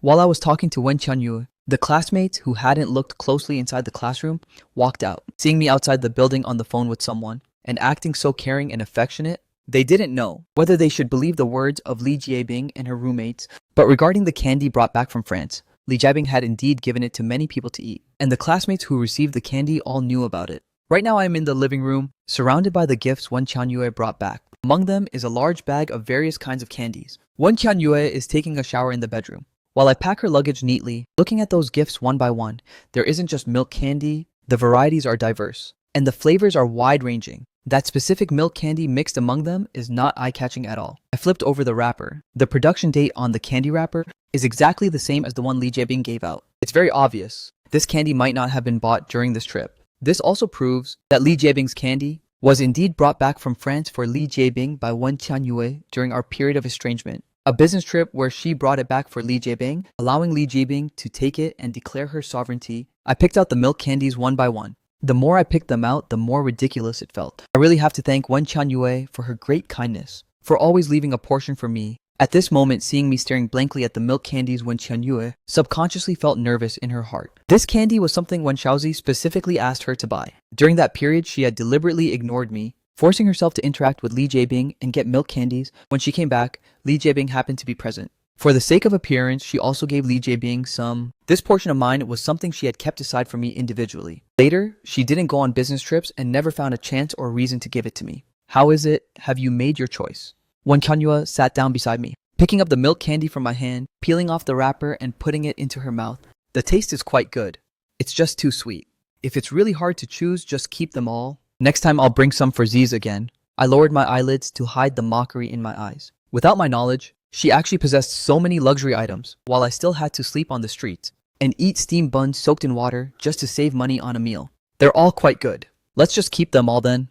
With a rare display of greed, I wanted them all, and Wen Qianyue relaxed completely, smiling with satisfaction. All right, keep them all, but you also have to give me something in return. Her right hand cupped my face as she kissed me. Find some time over the next few days to get your passport done quickly. Next time you'll accompany me on my business trip. French fashion is the most famous. We'll go together. You can go pick whatever you like yourself. I closed my eyes for a long time. Before we finally parted from each other, early the next morning, Wen Qianyue got up to get ready for work, insisting on pulling me out of bed to pick clothes for her. I just went through the motions perfunctorily, only to be held and kissed repeatedly by Wen Qianyue. Starting from today, I'm issuing a mission to you. Spend the money on the card given to you as soon as possible. These hands need to be taken proper care of. It was all my fault before that your hands became so rough. Consider it as me begging you. I rarely nodded in agreement. When Qianyue left for work only after feeling satisfied. Last night, she was almost turned off by my rough calluses. The experience was as bad as it could get. I found Song Mingyu, who knew a little bit about skincare, to go along with me. Only after going did I realize how rough I actually was. From head to toe, not a single part of me was refined. Especially these hands, which were the hardest hit area. After a whole set of services, the final membership card they calculated for me was an astronomical price close to 7 figures. I couldn't accept it. In the end, I still didn't sign up for the membership card, and was mocked by Song Mingyu for being stingy and penny pinching, saying I was too cheap to fit into high society, trying to save even a single drop of oil leaking from other people's fingertips. I didn't care. Anyway, I won't be doing work that ruins my hands in the future, so my hands will definitely become softer gradually. It's just a matter of time. Wen Qianyue even nagged me for a long time after she found out, but seeing that I still insisted on going my own way, she could only give up in the end. At the beginning of August, Wen Shaozi looked for Wen Qianyue very secretly, carrying a box in his hand, saying he wanted to leave it here at Wen Qianyue's place. It just so happened that I was there that day too, so Wen Shaozi took it out to show me. It was a very beautiful cheongsam, with a great drape to it, and excellent luster. Wen Shaozi lifted the cheongsam very carefully, and said proudly, I especially went to Mom's hometown to find an old master craftsman to have this cheongsam made. I'm going to give it to Mom as a birthday gift in a few days. Let me leave it here with you. If I leave it at home, Mom will find it and then there won't be a surprise. I nodded and took it, intending to hang it up. Wen Shaozi warned me that it couldn't be hung. This fabric is delicate. It will deform if you hang it up. But when I was folding the cheongsam to put it back into the box, an accident unexpectedly happened. A hangnail inexplicably appeared on my hand and caught on the cheongsam, pulling out a large section of silk thread. Wen Shaozi's shout of warning was already too late. He hurriedly snatched the cheongsam to try and fix it, while I stood there completely at a loss for what to do, not daring to step forward and touch that cheongsam again. Wen Shaozi shouted, Don't touch my gift anymore. You've already ruined it. I told you to be more careful. Hearing Wen Shaozi's blaming voice from outside, Wen Qianyue hurriedly rushed in to see what had happened. Wen Shaozi pointed at the cheongsam and said, Sister, my gift is ruined. Even following the method the old master craftsman taught me, I still can't fix it back. This cheongsam is completely ruined. I begged him for such a long time, before he was finally willing to make a style that grandma liked for mom. Now that the snagged thread is so severe it can't be saved. Frightened, I stepped back and stood to the side, not daring to move again. When Tian Yue hurriedly stepped forward and checked the cheongsam, the snagged thread was pulled out very long, lying loosely on top of the cheongsam's fabric. She then looked at my hand and saw I wasn't wearing any jewelry, but there was a tiny blood mark on my middle finger. It must have been a hangnail that I pulled off myself, and the wound had bled a little bit. When Tian Yue understood everything in her heart, she gave me a blaming look, but could only comfort Wen Shaozi first. Brother Jiang Chen didn't mean to do it either. You go back first. Sister will find a way regarding this matter and will definitely return an identical cheongsam to you. Wen Shaozi didn't believe it. Really, when has sister ever lied to you? With Wen Qianyue's guarantee, only then did Wen Shaozi feel reassured. The two of them walked out of the bedroom, and the surroundings fell completely silent. I could only hear the sound of Wen Shaozi questioning Wen Qianyue from outside the room. Sister, are you not treating him well? Why are his hands still so rough? It even caused my cheongsam to be ruined. Looking at my own rough and peeling hands, for the first time I felt they were incredibly hideous. I wanted to say sorry for ruining your thing. That cheongsam lay on the bed, the clothing fabric emitting a gentle and soft glow, as gentle as flowing water. If it weren't for that eye-catching snagged thread, it would have been a flawless piece of artwork. This is a luxury item that only the wives of the wealthy can enjoy. Someone of my social class touching it will only ruin it. The voices outside gradually quieted down. After Wen Qianyue managed to soothe Wen Shaozi and send him out, only then did I dare to stand up, intending to put the cheongsam away. Right then, Wen Qianyue walked in and stopped me with a look of aversion in her voice. Don't touch it carelessly. If you ruin it further, it will be even harder to fix. Wen Qianyue thought of the blood mark on my middle finger, and a wave of heartache surged in her heart. But the snagged thread on that cheongsam also made her feel annoyed. I gave you money to go get skincare treatments. You couldn't bear to spend those hundreds of thousands. Now the damage to this cheongsam is almost enough for you to sign up for a membership card. The dress is hard to fix, and Wen Qianyue felt annoyed just looking at it. The guilt she felt toward me during this period left her with no way to retreat. But I still insisted on going my own way as usual, not caring about her feelings at all. Regarding Wu Bing's matter, since Jiang Chen was unwilling, she didn't force me to accept it. And for the subsequent gatherings, since Jiang Chen didn't want to go, she didn't force it either. Wen Qianyue could no longer suppress the dissatisfaction in her heart. Am I not treating you well? Or is the money I gave you not enough? Now that you are together with me, are you deliberately using these hands to disgust me? For a moment, I couldn't quite accept this word. Did you say disgust? Wen Qianyue stared at me, as all her dissatisfaction came pouring out. Yes, disgust. I remember the hardships you suffered over the past few years. I know I owe you. But you don't need to use these scars to remind me you throw a tantrum and refuse to use my money. Isn't it just because you want me to remember how badly I treated you before, and now I give you money and beg you to spend it? But you still won't spend it. Jiang Chen, just how long are you going to keep doing this? I sat back down in my original spot. It turns out my self-esteem is only worth a few $100,000. Signing up for a membership card just to look good is a luxurious thing to do. Wen Shao's can fearlessly max out one of Wen Qianyue's cards. But I can't bring myself to do such a thing. Money doesn't come easily. I need to cherish it. I don't have a biological family as my backing. I can't even imagine what a so-called billion-dollar net worth looks like as a massive number. My first reaction to spending is still about where the money comes from. And if this money is spent, whether the remaining living expenses will be enough to get by. I apologize, yeah, I've been too dramatic. I'm sorry for ruining your brother's treasure. Seeing that I wasn't speaking Wen Qianyue finally reflected that her words might have been too harsh. I'm not blaming you. Jiang Chen, can you please respect my feelings for you as well? I don't want to fight with you. I'll take Xiaozi back first. Don't touch this cheongsam again. Just focus on studying these few days. Don't overthink things. Let me handle all of this. The sound of the door closing echoed outside. As the siblings went out, the house fell into complete silence. Wen Qianyue didn't come back the entire night. I called her countless times, but Wen Qianyue didn't answer. At 8 a.m., knowing that waiting wouldn't bring Wen Qianyue back, I got up and left. At 9 a.m., the mall opened. Since that one was ruined, I had to find an identical one to return. To Wen Shao's, no matter how big the city was, there is always a solution to be found in the streets and alleys. But I still underestimated the old master craftsman that Wen Shaozi spoke of. Most of the cheongsams in the ready-made shops were gorgeous. There were similar styles, but they always lacked that certain charm, failing to match the elegance of the one Wen Shaozi found. The only master craftsman I managed to find also shook his head, saying there was nothing he could do. I searched from morning until night before returning to the dorm. I called Wen Qianyue, but she still didn't answer. This was a sign of Wen Qianyue being angry. It had been like this in the past too. Wen Qianyue had a high emotional threshold. When we argued, Wen Qianyue would also lower her head and act spoiled. So usually the argument wouldn't even start. Over these 3 years, Wen Qianyue had only been truly angry once. Back then, she also cut off contact for a period of time, and I couldn't reach her. But she had said in advance that she was busy with work. Because of this, I had never questioned Wen Qianyue, where she was during that period of estrangement. I only needed to wait quietly. Once she replied to the message, she would return to my side. And later on, was that period of estrangement after borrowing money. But looking at the call screen today, I felt miserable in my heart. All day today, I've been letting my mind wander completely. The image of Li Jiebing and Wen Qianyue getting into the car together kept flashing before my eyes. Ever since Wen Qianyue interacted with Li Jiebing, my trust in her has vanished completely. Unable to control myself, I felt physically and mentally exhausted. Covering my face with a blanket, I had always made excuses for Wen Qianyue. I had a good temper and never went head-to-head against Wen Qianyue. But I forgot about the term silent treatment.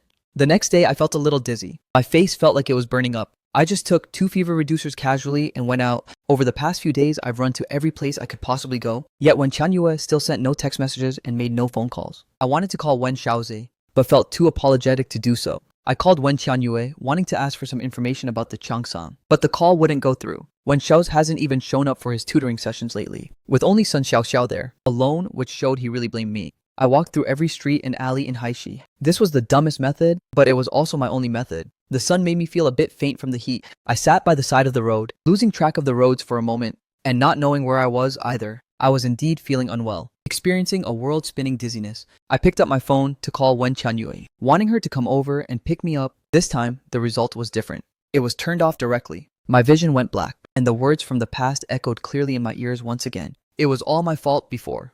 Zhang Chen, please believe that I struggled too. I will make it up to you slowly in the future. Let's just let everything in the past go all right. Wen Qianyue had said she would treat me well in the future. I found it laughable that after going through all those things, I actually dared to truly believe the words Wen Qianyue had said. So I couldn't bear to spend money on signing up for a membership card. I fell behind when it came to family background, but I just didn't want people to say that I was completely useless. I wanted to save the money in the card for her, thinking that maybe it would be needed for an emergency. After all, a lifetime is so long. It's inevitable that there will be unexpected times, aside from making money and saving money. I didn't know how to do anything else, but Wen Qianyue found my hands disgusting, cutting off contact just like that, leaving me unable to find her. Looking at my own hands, I let out a deep sigh. These hands had supported Wen Qianyue to become a legendary senior at Shangda University, yet now they were loathed and called disgusting by her. Dizzy and with blurred vision, the familiar sensation sharpened my senses once again. I had a bad premonition. Get up quickly and find a corner with no one around. Mustering the last of my strength, I tried to stand up from the side of the road. Going to the hospital cost money. I had to save a little. My vision was shrouded in a hazy gray veil. As I heard someone calling my name, Zhang Chen, why are you here? It was Senior Shen Tuning. I smiled at him, then my vision went completely black. I collapsed. Inside a small clinic on an old street, Shen Tuning came back after paying the fees and saw me staring blankly. Zhang Chen, should we give your girlfriend a call? You have heat stroke and a fever, and your low blood sugar is quite severe. It's too dangerous for you to go back by yourself. As if I hadn't heard anything. I picked up my phone and called Wen Qianyue, only for the notification that the phone was turned off to play again. It was because I had let myself get hopeful that I ended up in such excruciating pain. Rather than waiting bitterly like this, it would be better to be alone. Without emotional dependence in life, there is no expectation. And then I won't feel sad because I get nothing in return. Anyway, I can't bring myself to spend Wen Qianyue's money either. At most, life will just be a little harder in the future. And it just so happens that hardship is the thing I fear least. I had done a wrong thing. He ignores me completely now. Senior Shen Qiuning, did you see the picture of this Changsam in my phone? I nodded my head. I ruined this dress and have been looking for master craftsmen these past few days to see if it can be repaired. Shen Qiuning sighed. Just how expensive is this dress? To make Wen Qianyue lose her temper this badly. Yeah, this fabric looks delicate. It is indeed hard to maintain. But it's not worth starting a silent war over just one dress. Not worth it for a dress. Except in Wen Qianyue's eyes, I did it on purpose. Shen Qiuning advised, when two people are in a relationship, blending into each other's lives requires adjustment. Zhang Chen, you are too unyielding. Occasionally, you need to bow your head.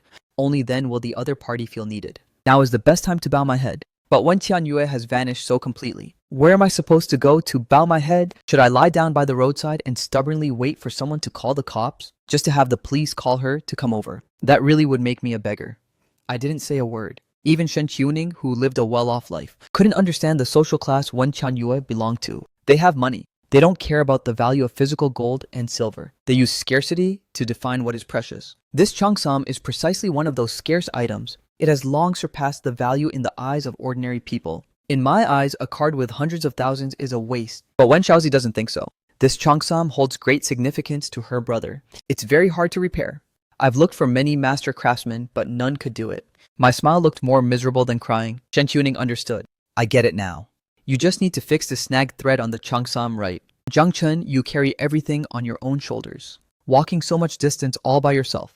Preferring to torment yourself to find a solution, rather than opening your mouth to ask others. I didn't understand. Shen Qiuning smiled unpredictably. What if I told you that you have great resources right by your side? I didn't understand. Shen Qiuning didn't speak further, waiting until my IV drip was finished. He accompanied me to Wen Qianyue's place to pick up the cheongsam, Yuking Academy. As soon as I entered the door, I knew Wen Qianyue had been back. The cheongsam had been put away into its previous box, but the damaged part was not repaired. I wanted to call Wen Qianyue, but after thinking about it, I ultimately gave up and just took the cheongsam away. Shen Qiuning took me to the third floor of the art building at Yida University. Shen Qiuning knocked on one of the classroom doors. Inside, there were clattering sounds for a long while, before a girl with messy hair came out. Seeing me and Shen Qiuning as she opened the door, the girl scratched her messy hair, smiled, and asked, Professor Shen, why did you come over today? Shen Qiuning introduced her to me. This is a student from the first class I ever taught. Her name is Fang Xingxing. I nodded my head. Fang Xingxing rummaged through boxes and cabinets, grabbed a bar of soap, and ran out. Returning after a short while, she had already transformed into a refined young girl. Professor Shen, how do you have free time to come over today?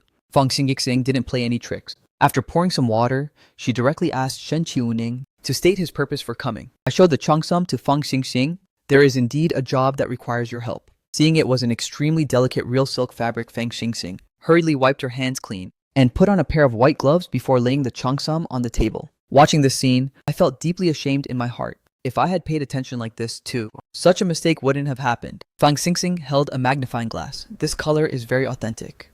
And this craftsmanship, it must have been handmade by an old master craftsman with decades of experience. But this snag thread is pulled out quite long. It won't be easy to fix. Hearing her words, I asked anxiously, can it be fixed? Fang Xingxing asked, what's the age of the person who will wear it? I told Wen Qianyue's mother's age and information to Fang Xingxing while also telling her, this is a birthday gift. So far, only a few people have seen it and it's urgent. Fang Xingxing pondered, we are all schoolmates. If you trust me, leave it here with me. Wen Qianyue had already given up on this cheongsam. Right now, I'm just treating a dead horse as if it were alive. If it can be fixed, that would be for the best. If not, I'll just pay Wen Xiaozi back the cash value. Having received my permission, Fang Xingxing started calling her friends. Sisters, a great piece of fabric just arrived here. Hurry over to start working, before long. My phone received more than a dozen friend requests. A whole mix of random people sent confirmation messages. If you add me and buy this for me, I'll go. The items they requested were wide-ranging, basically all consisting of milk tea and snacks. The items weren't expensive at all. It was just a bit tiring to run around and buy them. Shen Qiuning laughed and said, how is it? Making friends is just that simple. I let out a sigh of admiration. Yeah, I didn't expect that I'd be this famous. The two of us went out to buy the items, and by the time we returned, 2 hours had already passed. When we came back, the classroom was packed with people. There were both girls and boys. Everyone was bowing their heads, focusing intently on the work. That cheongsam had already been taken apart halfway. A guy wearing white gloves on his hands was carefully removing the frog buttons one by one. They didn't pay any attention to my presence at all. The craftsmanship of this piece is very complex. Ordinary master craftsmen wouldn't even touch it. If we pull ourselves together and fix it over these 2 days, consider it our talent. I felt extremely ashamed. I've truly failed this piece of clothing. The matter is urgent. These few people had a clear division of labor, working around the clock without a single word of complaint. I took on the role of the delivery guy, satisfying every single one of their demands, while Shen Qiuning helped out as a temporary cleaner. Zhang Chun at Haida University. There are many students who face the same difficulties as you, but never look down on these poor students. And the same goes for you. Zhang Chun, if you look in the mirror, you'll know how outstanding you are. Being praised like this for the first time made me quite embarrassed. Senior Shen, please stop teasing me. I need to thank you for this matter. I'll treat you to a meal in the future. Over the past few days, due to accepting random friend requests, as long as it was a friend request, I would accept it unconditionally. This afternoon, I went to the school hospital to get a fever-reducing injection and received a WeChat message from one of those accounts. It was a video clip in front of a small Western-style villa. Wen Qianyue and Li Jiabing got out of the car together. and Wen Xiaozi, who was in the back seat, followed beside them. The entire scene looked very harmonious. There was a timestamp at the bottom of the video. It happened to be during those days when I was looking for Wen Qianyue, but her phone was turned off. I wasn't interested in asking who the sender was. I had already seen through this matter long ago. The needle piercing into my flesh hurt a little. I comforted myself that everything would be fine once this injection was finished. After burning with a fever for so long, it was about time to wake up. I didn't delete the video. Coming out of the school hospital, I went into the workshop to check the repair progress of that Changsam, completely unaffected by the video. That Changsam underwent relatively major modifications. Many old materials could no longer be used. Fang Xingexing couldn't leave her spot here, so she asked me to go over and pick them up. Shen Qiuning drove his car and took me to the old tailor shop on East 3rd Street. Just as the car came to a stop, I only heard Shen Qiuning ask Jiang Chen, "Is that your girlfriend?" I looked up and saw Wen Qianyue happening to pull up right across from us. Wen Qianyue accompanied Li Jiebing and walked into one of the detached small villas. I suddenly remembered that Li Jiebing's family lived in this neighborhood. I smiled, got out of the car and said, "She isn't, we broke up. Life is already hard enough. Don't force yourself to suffer grievances anymore. Money can't buy the happiness I want. Letting go can clear everything up beautifully. I don't need Wen Qianyue anymore." The next day was Wen Qianyue's mother's birthday. The missing Wen Qianyue called me, saying that Wen Xiaozi's matter had been resolved and she would come over to pick me up after getting off work in the evening to go back and have a meal together to celebrate her mother's birthday. I didn't agree, nor did I refuse. It has only been a few days, but when Qianyue once again acted as if nothing had ever happened. When appearing before me, it was as if she hadn't cut off contact before me, as if she hadn't cut off contact, and she hadn't said I was disgusting either. Wen Qianyue's mother's birthday banquet was in the evening. Those schoolmates managed to finish the work by noon. After thanking them one by one, I left with the Changsam. I asked Shen Qiuning to drive me to the mall.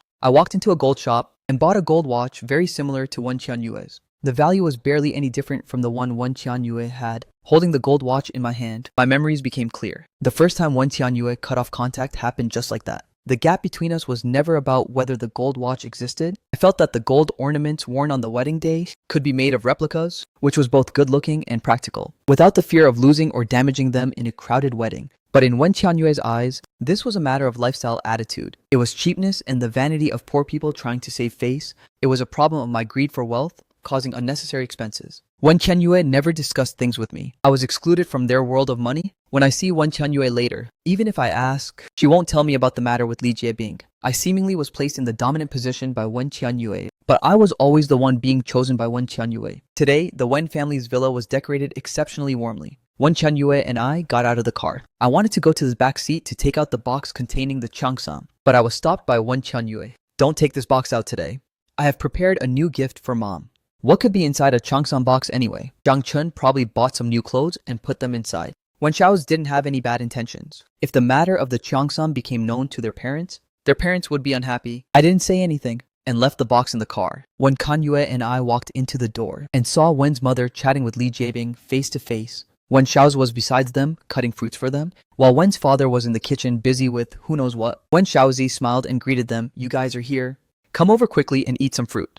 Li Jiebing stood up to greet Jiang Chen. "Miss Wen, nice to see you again." Wen Qianyue didn't say anything. Now that we are at her house, it's not good for me to refute Li Jiebing and make Wen Qianyue lose face. "Auntie, I wish you a happy birthday." Seeing that Li Jiebing was present and that Wen Xiaozi was deliberately ignoring me now, I walked over to greet Wen's mother. The family gathering Wen Qianyue talked about is truly lively. Wen's mother smiled to break the ice and said, "All right, everyone is here.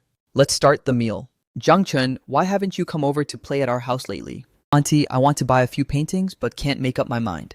I wanted to ask you to help me take a look and give some advice." Li Jiebing is the son of an old family friend. She couldn't state it too bluntly, hoping that Li Jiebing would get the hint after hearing this and stop interfering in her daughter's business in the future. Li Jiebing's expression didn't change at all, acting as if he hadn't heard a thing. "In a couple of days, you and Wen Qianyue will go to France. Help me buy a few paintings and bring them back.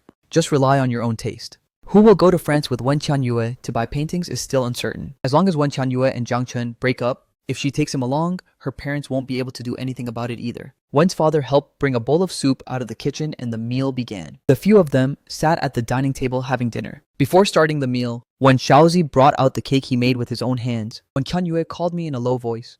"Come closer. Let's blow out the candles together." I shook my head and tactfully declined. "You and your brother go ahead." Wen Qianyue thought I was still throwing a tantrum over the events of the past few days, so she didn't force the issue. "Then please keep classmate Li company, so he won't feel awkward." I watched their family of four blow out the candles together, while Li Jiebing was also on the side helping to liven up the atmosphere. Wen Xiao's took out the gift from Mrs. Wen. Mom, I wish you a happy birthday. May you always stay this young and beautiful. It was a dark green cheongsam. The craftsmanship was very exquisite, and the fabric was exactly the same as the previous one. Wen's mother liked it very much. Li Jiebing stood right beside her, introducing how precious this kind of fabric is. Wen Xiaozi put a lot of effort into this, before he finally managed to get the old master craftsman to make it. That's right, Auntie! Sister Qian Yue searched for a very long time for this cheongsam, before that master craftsman was finally willing to make one. She has been so busy these past few days that her feet barely touch the ground. She personally went to handle all of that master craftsman's requirements, and to satisfy them, I wanted to help her. But she insisted on doing everything herself. On the surface, Li Jiebing was saying that Wen Qianyue worked hard, but secretly, he was conveying to me the news that they had been together all the time over these past few days. Li Jiebing said with envy, Auntie, it must be so blissful to be family with you. With every single bite he took, he praised Wen's father's cooking skills. Wen's father and Wen's mother were praised so much by him that they were very happy and told him to eat more. I ate my meal in silence. I'm clumsy with my words and can't learn to do that. Watching Li Jiebing and Mrs. Wen's intimate interactions with a cold detachment. Perhaps a family would be more harmonious with a son-in-law like him. I lowered my head. Under the dining table, my rough hand was suddenly squeezed tightly by Wen Qianyu.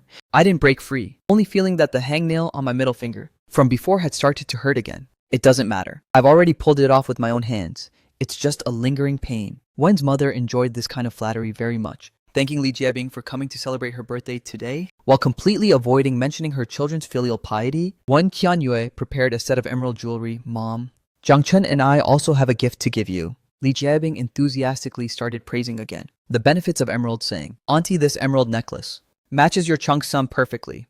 As soon as I saw this jewelry set, I knew you would definitely like it. Speaking as if it were all picked out by Li Jiebing himself, I mocked in my heart. When it truly involves money, they always discuss it beforehand among themselves. I have no right to participate and only need to sit and watch. They seem to have misunderstood one thing. I am just frugal, not petty or narrow-minded. Wen's mother frowned slightly. Li Jiebing has gone too far here, trying to cozy up like this, regardless of the occasion. Her daughter's official boyfriend didn't even get a chance to speak. To outsiders, it would look like her daughter and Li Jiebing were a couple. Wen's mother cast a disapproving glance at Wen Qianyu, but it just so happened that this Zhang Chen was also someone who didn't know how to flatter others. Wen's mother felt a bit frustrated by his lack of initiative, turning around to look at me, only to see that I showed no intention of being jealous at all. My behavior and manners were proper and natural, calm and unmoved. Wen's mother smiled and asked me, Zhang Chen, how are your studies lately? I heard from Qianyue that your sister got into National University. I had no intention of saying too much. Yes. After all, Wen's mother was someone with life experience. She knew Wen Xiaozi had invited Li Jiebing over for dinner today to create friction for Zhang Chen. Zhang Chen, I saw you coming in with a box earlier. What was that? The nanny said I originally had a box for her, but was rejected by Wen Qianyue and left behind. Wen's mother guessed it was a gift for her, and perhaps Wen Qianyue thought it was too shabby and feared she would look down on it, so she didn't let me bring it inside. It's just a small thing. I'll bring it over for you in a moment. Wen's father also misunderstood, thinking I was worried they would look down on me because the item wasn't expensive, and thus felt too embarrassed to bring it out. He actively spoke up and said, Your aunt in the past loved those handmade little trinkets the most. If you can make some small ornaments for your aunt, she is guaranteed to carry them with her every day. Since the conversation had reached this point, I could no longer decline. Seeing this, Wen Qianyue went to get the box I brought. Li Jiebing just sat there, waiting to see what kind of good stuff I could bring out. In the end, wouldn't it just be spending Wen Qianyue's money anyway? Wen Qianyue carried the box inside. Wen Xiao's recognized that it was the same box that previously held the cheongsam and looked at me in confusion. I didn't react much. Picking up the white gloves given by Fang Xingxing inside the box, I put them on and unfolded the cheongsam to show Wen's mother a cyan-colored cheongsam, adorned with extremely exquisite frog buttons in a phoenix tail pattern. It perfectly covered the thread that I had snagged, the matching color embroidery, toned down the ink wash brushstrokes just a bit, giving the cheongsam a much deeper sense of layering. This was Fang Xingxing's design, and also the result of many elite students from our Haida University working without sleep or rest, putting their efforts together. An original painting by a national gold medalist from the traditional Chinese painting department, embroidery by a successor of Su embroidery, and style alterations by a family of cheongsam makers. The entire cheongsam was made to be classical and elegant, remodeled according to its most original form, without a single trace of modern industrial feel. When Xiao's asked in disbelief, this cheongsam, Brother Chen, you actually fixed it. It wasn't that they hadn't thought about adding embroidery to it, but the time was just too tight. and the master craftsman simply wouldn't take the job. He and his sister had discussed it for a long time and could only settle for the next best thing. Accepting Li Jiabing's suggestion to commission another craftsman to rush out a new piece, I nodded my head. Auntie, first I have to say sorry to you. This one is the actual gift Wen Xiaozi prepared for you. It was accidentally snagged by me, which is why it's given to you like this. Wen's mother nodded, liking it very much. Touching the embroidery on it, she asked, "This is Su embroidery, right?" The stitchwork is quite good. A student at our school knows how to do embroidery. And this painting was also painted by the student from our school's traditional Chinese painting department. I made some minor alterations to the style. I hope you like it. Wen's mother held the cheongsam up against her body to try it. I love it. Wen Qianyue was somewhat surprised, asking in a low voice, "Since you had this method, why didn't you tell me? Then I wouldn't have had to worry for so many days." I didn't give her even half a glance and took another item out of the box. That cheongsam counts as Wen Xiaozi's gift to you. This one is the actual gift from me. I opened the black velvet bag, and Wen's mother took out the gold watch inside. At first glance, it surprisingly looked exactly the same as the one belonging to Wen Qianyue's grandfather. I searched for a long time in the gold shop for this kind of classic style. This one could easily pass for the real thing. The gold watch was lost and found again. Wen's mother and Wen Xiaozi were pleasantly surprised, but Wen Qianyue was completely shocked and panicked. I said with a calm and polite attitude regarding this gold watch, "First of all, I am very sorry. This gold watch is not the original one from back then. It's the closest match that I managed to find later on. That day, Wen Qianyue got into a car accident. At that critical moment, I really had no money on me, which is why I had no choice but to take that gold watch out and sell it to pay for Wen Qianyue's emergency medical fees. Later on, I didn't clarify it at the first opportunity, causing so many misunderstandings for all of you. I am truly very sorry. Here is the receipt for the money received from selling the gold watch back then. Please take a look." I stood up, placed the receipt on the table along with it, and bowed to apologize to Wen's parents. "Now I am returning it to you. And I also asked Mr. Li to go out to help me explain to our schoolmates that I did not pocket anyone's gold watch." Wen Xiao's cried out in surprise Brother Chen didn't pocket the money. It was sister who kept misunderstanding him.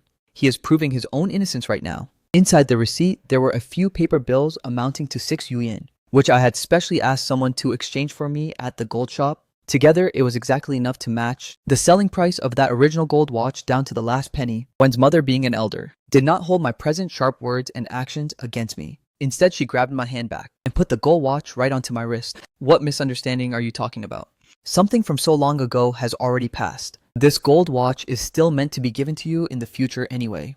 We won't care about how you decide to handle it." Saying the gold watch would be given to me in the future was a blatant way of backing me up right now. The words clearly served to back me up right now, making it obvious that she didn't welcome Li Jiabing. I didn't decline either. "Thank you, Auntie." Li Jiabing was no fool, and his face could no longer hold his composure long ago. This Zhang Chen is truly troublesome. He is declaring his sovereignty right in front of Wen Qianyue's face. Li Jiabing wanted to give his gift, but was blocked back by Wen's mother. They were being so obvious, so staying here any longer would only invite further aversion. Li Jiabing felt embarrassed and humiliated, standing up to take his leave. I didn't stay long either, tactfully declining the invitation from Wen Qianyue's parents to stay the night. Wen's mother felt uneasy, but Wen's father held her shoulders to comfort her. The children's matters must be resolved by themselves. We as elders can help for a moment, but not for a lifetime. If this matter is resolved, it's destiny. If it can't be resolved well, then let it pass like this. Life is lived by the two of them. They as elders cannot make the decisions. Wen's mother thought it over repeatedly and could only let it be and stop interfering, only hoping these two could live well together. On the way back, I stroked the gold watch on my wrist and said to Wen Qianyue, "Let's go to the old house we rented. I forgot some things there." Wen Qianyue felt guilty and drove toward the neighborhood according to my words. No one had lived here for a long time. Ever since Wen Qianyue revealed her identity to me, she had never come back here again. The old house was also prone to gathering dust. Wen Qianyue placed her key on the cabinet by the door, only to see that a key had already been placed there long ago, similarly covered in dust. It must have been left there a very long time ago. It belonged to Zhang Chen. Wen Qianyue got a bad feeling in her heart. I didn't care about the dust. In the past, whenever Wen Qianyue returned from a business trip, I would always come over to clean up the room. Thinking about it now, why would she ever need me to do the cleaning? The maids and aunties at her house, every single one of them was more professional than me. But Wen Qianyue just allowed this house to gather dust. In the final analysis, she simply didn't take this place seriously. Ignoring the dust, I leaned back on the sofa, in the exact same posture as on Dragon Boat Festival Day, when Qianyue hesitated and reluctantly sat down by my side. "Zhang Chen, let's leave. It's too dirty here. I'm sorry for misunderstanding you. Didn't we agree regarding the gold watch? That everything in the past is over. Why did you think to bring it up again today? I turned on my phone and played the video for Wen Qianyue to watch. That day, I asked you if there was anything else you were hiding from me. I also said it was all in the past. But today, I received this video of you and Li Jiebing. Wen Qianyue frowned. After watching the video, she hurriedly denied it. It's not like that. Jiang Chen, don't misunderstand. Li Jiebing said he knew a master craftsman with great skills. That's the only reason I met with Li Jiebing these past few days. Wen Xiao's was also present. There was absolutely nothing going on between him and me. Thinking back to how I had misunderstood her and Li Jiebing these past 2 days, Wen Qianyue felt anxious in her heart. I didn't waste my breath arguing. Standing up to pick up 2 dusty milk candies from the table, I gave one of them to Wen Qianyue. Wen Qianyue didn't understand, but she unwrapped the milk candy and put the snow white candy into her mouth. It was indeed tastier than the one Song Mingyu and the others gave, except it carried a slight taste of dust. Wen Qianyue still didn't understand the origin of these 2 candies. I closed my eyes, savoring the taste of dust carefully. That day, I went back to school and almost fainted from low blood sugar. Li Jiebing gave me these 2 milk candies to eat, saying they were gifts his girlfriend brought back from France. Wen Qianyue guessed in her heart that these 2 milk candies had ruined everything. I turned my head and saw you waiting for him outside the dorm gate, holding these 2 candies. I followed the 2 of you, walking all the way past the scenery of the school, until finally he got into your car. I recalled myself from back then, 2 milk candies, a pair of shoes worth 25 yen, and a ground full of muddy puddles. All of these will become a lifelong taboo for me. When Qianyue completely panicked, Jiang Chen saw everything regarding her interaction with Li Jiebing. Jiang Chen knew everything. Jiang Chen knew it all. Jiang Chen. Listen to my explanation. I'm listening. Looking into my open and honest eyes, 1,000 words were choked up in Wen Qianyue's chest, feeling so suffocated that she couldn't speak. I'm sorry, Jiang Chen. There's nothing between him and me anymore. I've already made things clear to him. Since you don't like it, I won't meet with him ever again in the future. I stated the fact, there's no need. Wen Qianyue, how you make friends, and to what extent you take it is entirely your choice. My calmness made Wen Qianyue terrified. Jiang Chen, don't say such things. You are my boyfriend. It is your right to control my interactions with the opposite sex. Wen Qianyue hurriedly admitted her mistake. Jiang Chen, from now on, I will change according to whatever you say, alright. I wanted to ask when Shen Chuning picked me up by the roadside. What was she doing with Li Jiebing? Wen Xiao's revolved around Li Jiebing. But I wasn't sad at all about that. After all, without the bond of Wen Qianyue, Wen Xiao's and I wouldn't have anything to do with each other at all. However, hearing the word future come out of Wen Qianyue's mouth, I suddenly felt that there was no hope left. How long of a journey a future life is? Could it be that every time a problem arises and I can't reach Wen Qianyue, I will have to harbor suspicions about the existence of a Li Jiebing? Wen Qianyue, you are always like this. You don't communicate with me whenever anything happens. And when I find out, you will always admit your mistake at the first opportunity. But I couldn't bring myself to bring up a breakup back then. I tried my best to accept you just the way you are. But I get tired too. I can no longer maintain this facade of peace and calm. Wen Qianyue, let's break up. Let's break up. I've tried my best. Even if I go against my own conscience, I still can't accept this kind of Wen Qianyue. Money cannot compensate for the emotional damage caused by Wen Qianyue. Money can be earned by myself. No matter how much it takes, I am not afraid. But my affection for this woman has already been completely exhausted by me. With bloodshot eyes, Wen Qianyue refused. No. I don't agree. I can explain the matter about Li Jiebing. I was just too lost at that time. That's why I listened to Shen Chao's terrible advice. I just didn't realize that I've already reached the point where it has to be you. I let out a bitter laugh. The couple Shen Chao and Wu Yue are truly a match made in heaven. One told Wen Qianyue to find someone else to cheat on me. The other insulted me, saying I wasn't good enough for Wen Qianyue. Wen Qianyue attempted to use weak words to clear up her relationship with Li Jiebing. Jiang Chen, I shouldn't have suspected you right from the start. I shouldn't have done this kind of thing. But I've really only had a few meals with him, that's all. As she kept talking, even Wen Qianyue herself couldn't go on any further. Except for spending the night together as a girlfriend, she had done every single thing she shouldn't have done. To the point that even the guy was certain of their relationship, yet now she is telling me that they never did anything. I am sick and tired of this endless cycle. I don't want to have this kind of disgusting entanglement with Wen Qianyue anymore. Breaking up is the best way out. Let's just forget each other in the world and let each other go. Allow me to find an ordinary person who can accompany me far into the future. It doesn't matter anymore. I have been together with you for so long, yet deep down in your bones, you still look down on me. It was like this with the gold watch, and it was the exact same way with the cheongsam. It was clearly a matter of just a single sentence, but you simply refused to believe that I had the ability to solve it together with you. You always said that taking other people's things would make them look down on us. But from beginning to end, the one looking down on me was always you. You took away 3 years of my devotion and sincerity. and looked down on me during the most difficult times for the two of us? I did all the bitter hard work that others wouldn't do. Shen Qiuning, whom I've only known for a month,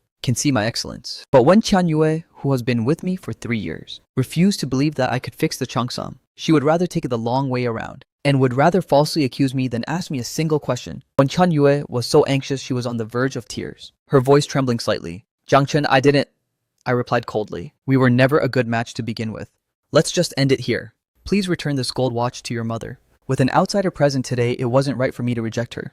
Accepting the gold watch didn't mean forgiveness. Wen's parents don't owe me anything. Embarrassing someone face to face is something I just couldn't bring myself to do. I took off the gold watch from my wrist, placed it on the coffee table, and then stood up to leave. When Qian Yue suddenly snapped out of it, hurriedly chasing after me to grab my arm. No, Jiang Chen, I don't agree.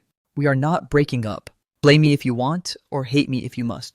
But I am simply not breaking up. I smiled generously and sensibly. I don't blame you, nor do I hate you. You just made a decision based on seeking benefits and avoiding harm. I understand you. Now it's my turn to seek benefits and avoid harm. I hope you can understand me too. I left unhurriedly. Wen Qianyue didn't stop me again. By the time Wen Qianyue snapped out of it and wanted to chase after me, I was already nowhere to be seen. She hurriedly drove to the school to look for me. This matter couldn't just end like this. As long as she refused to break up and behaved well from now on. Once Jiang Chen's anger faded, he wouldn't push for a breakup anymore.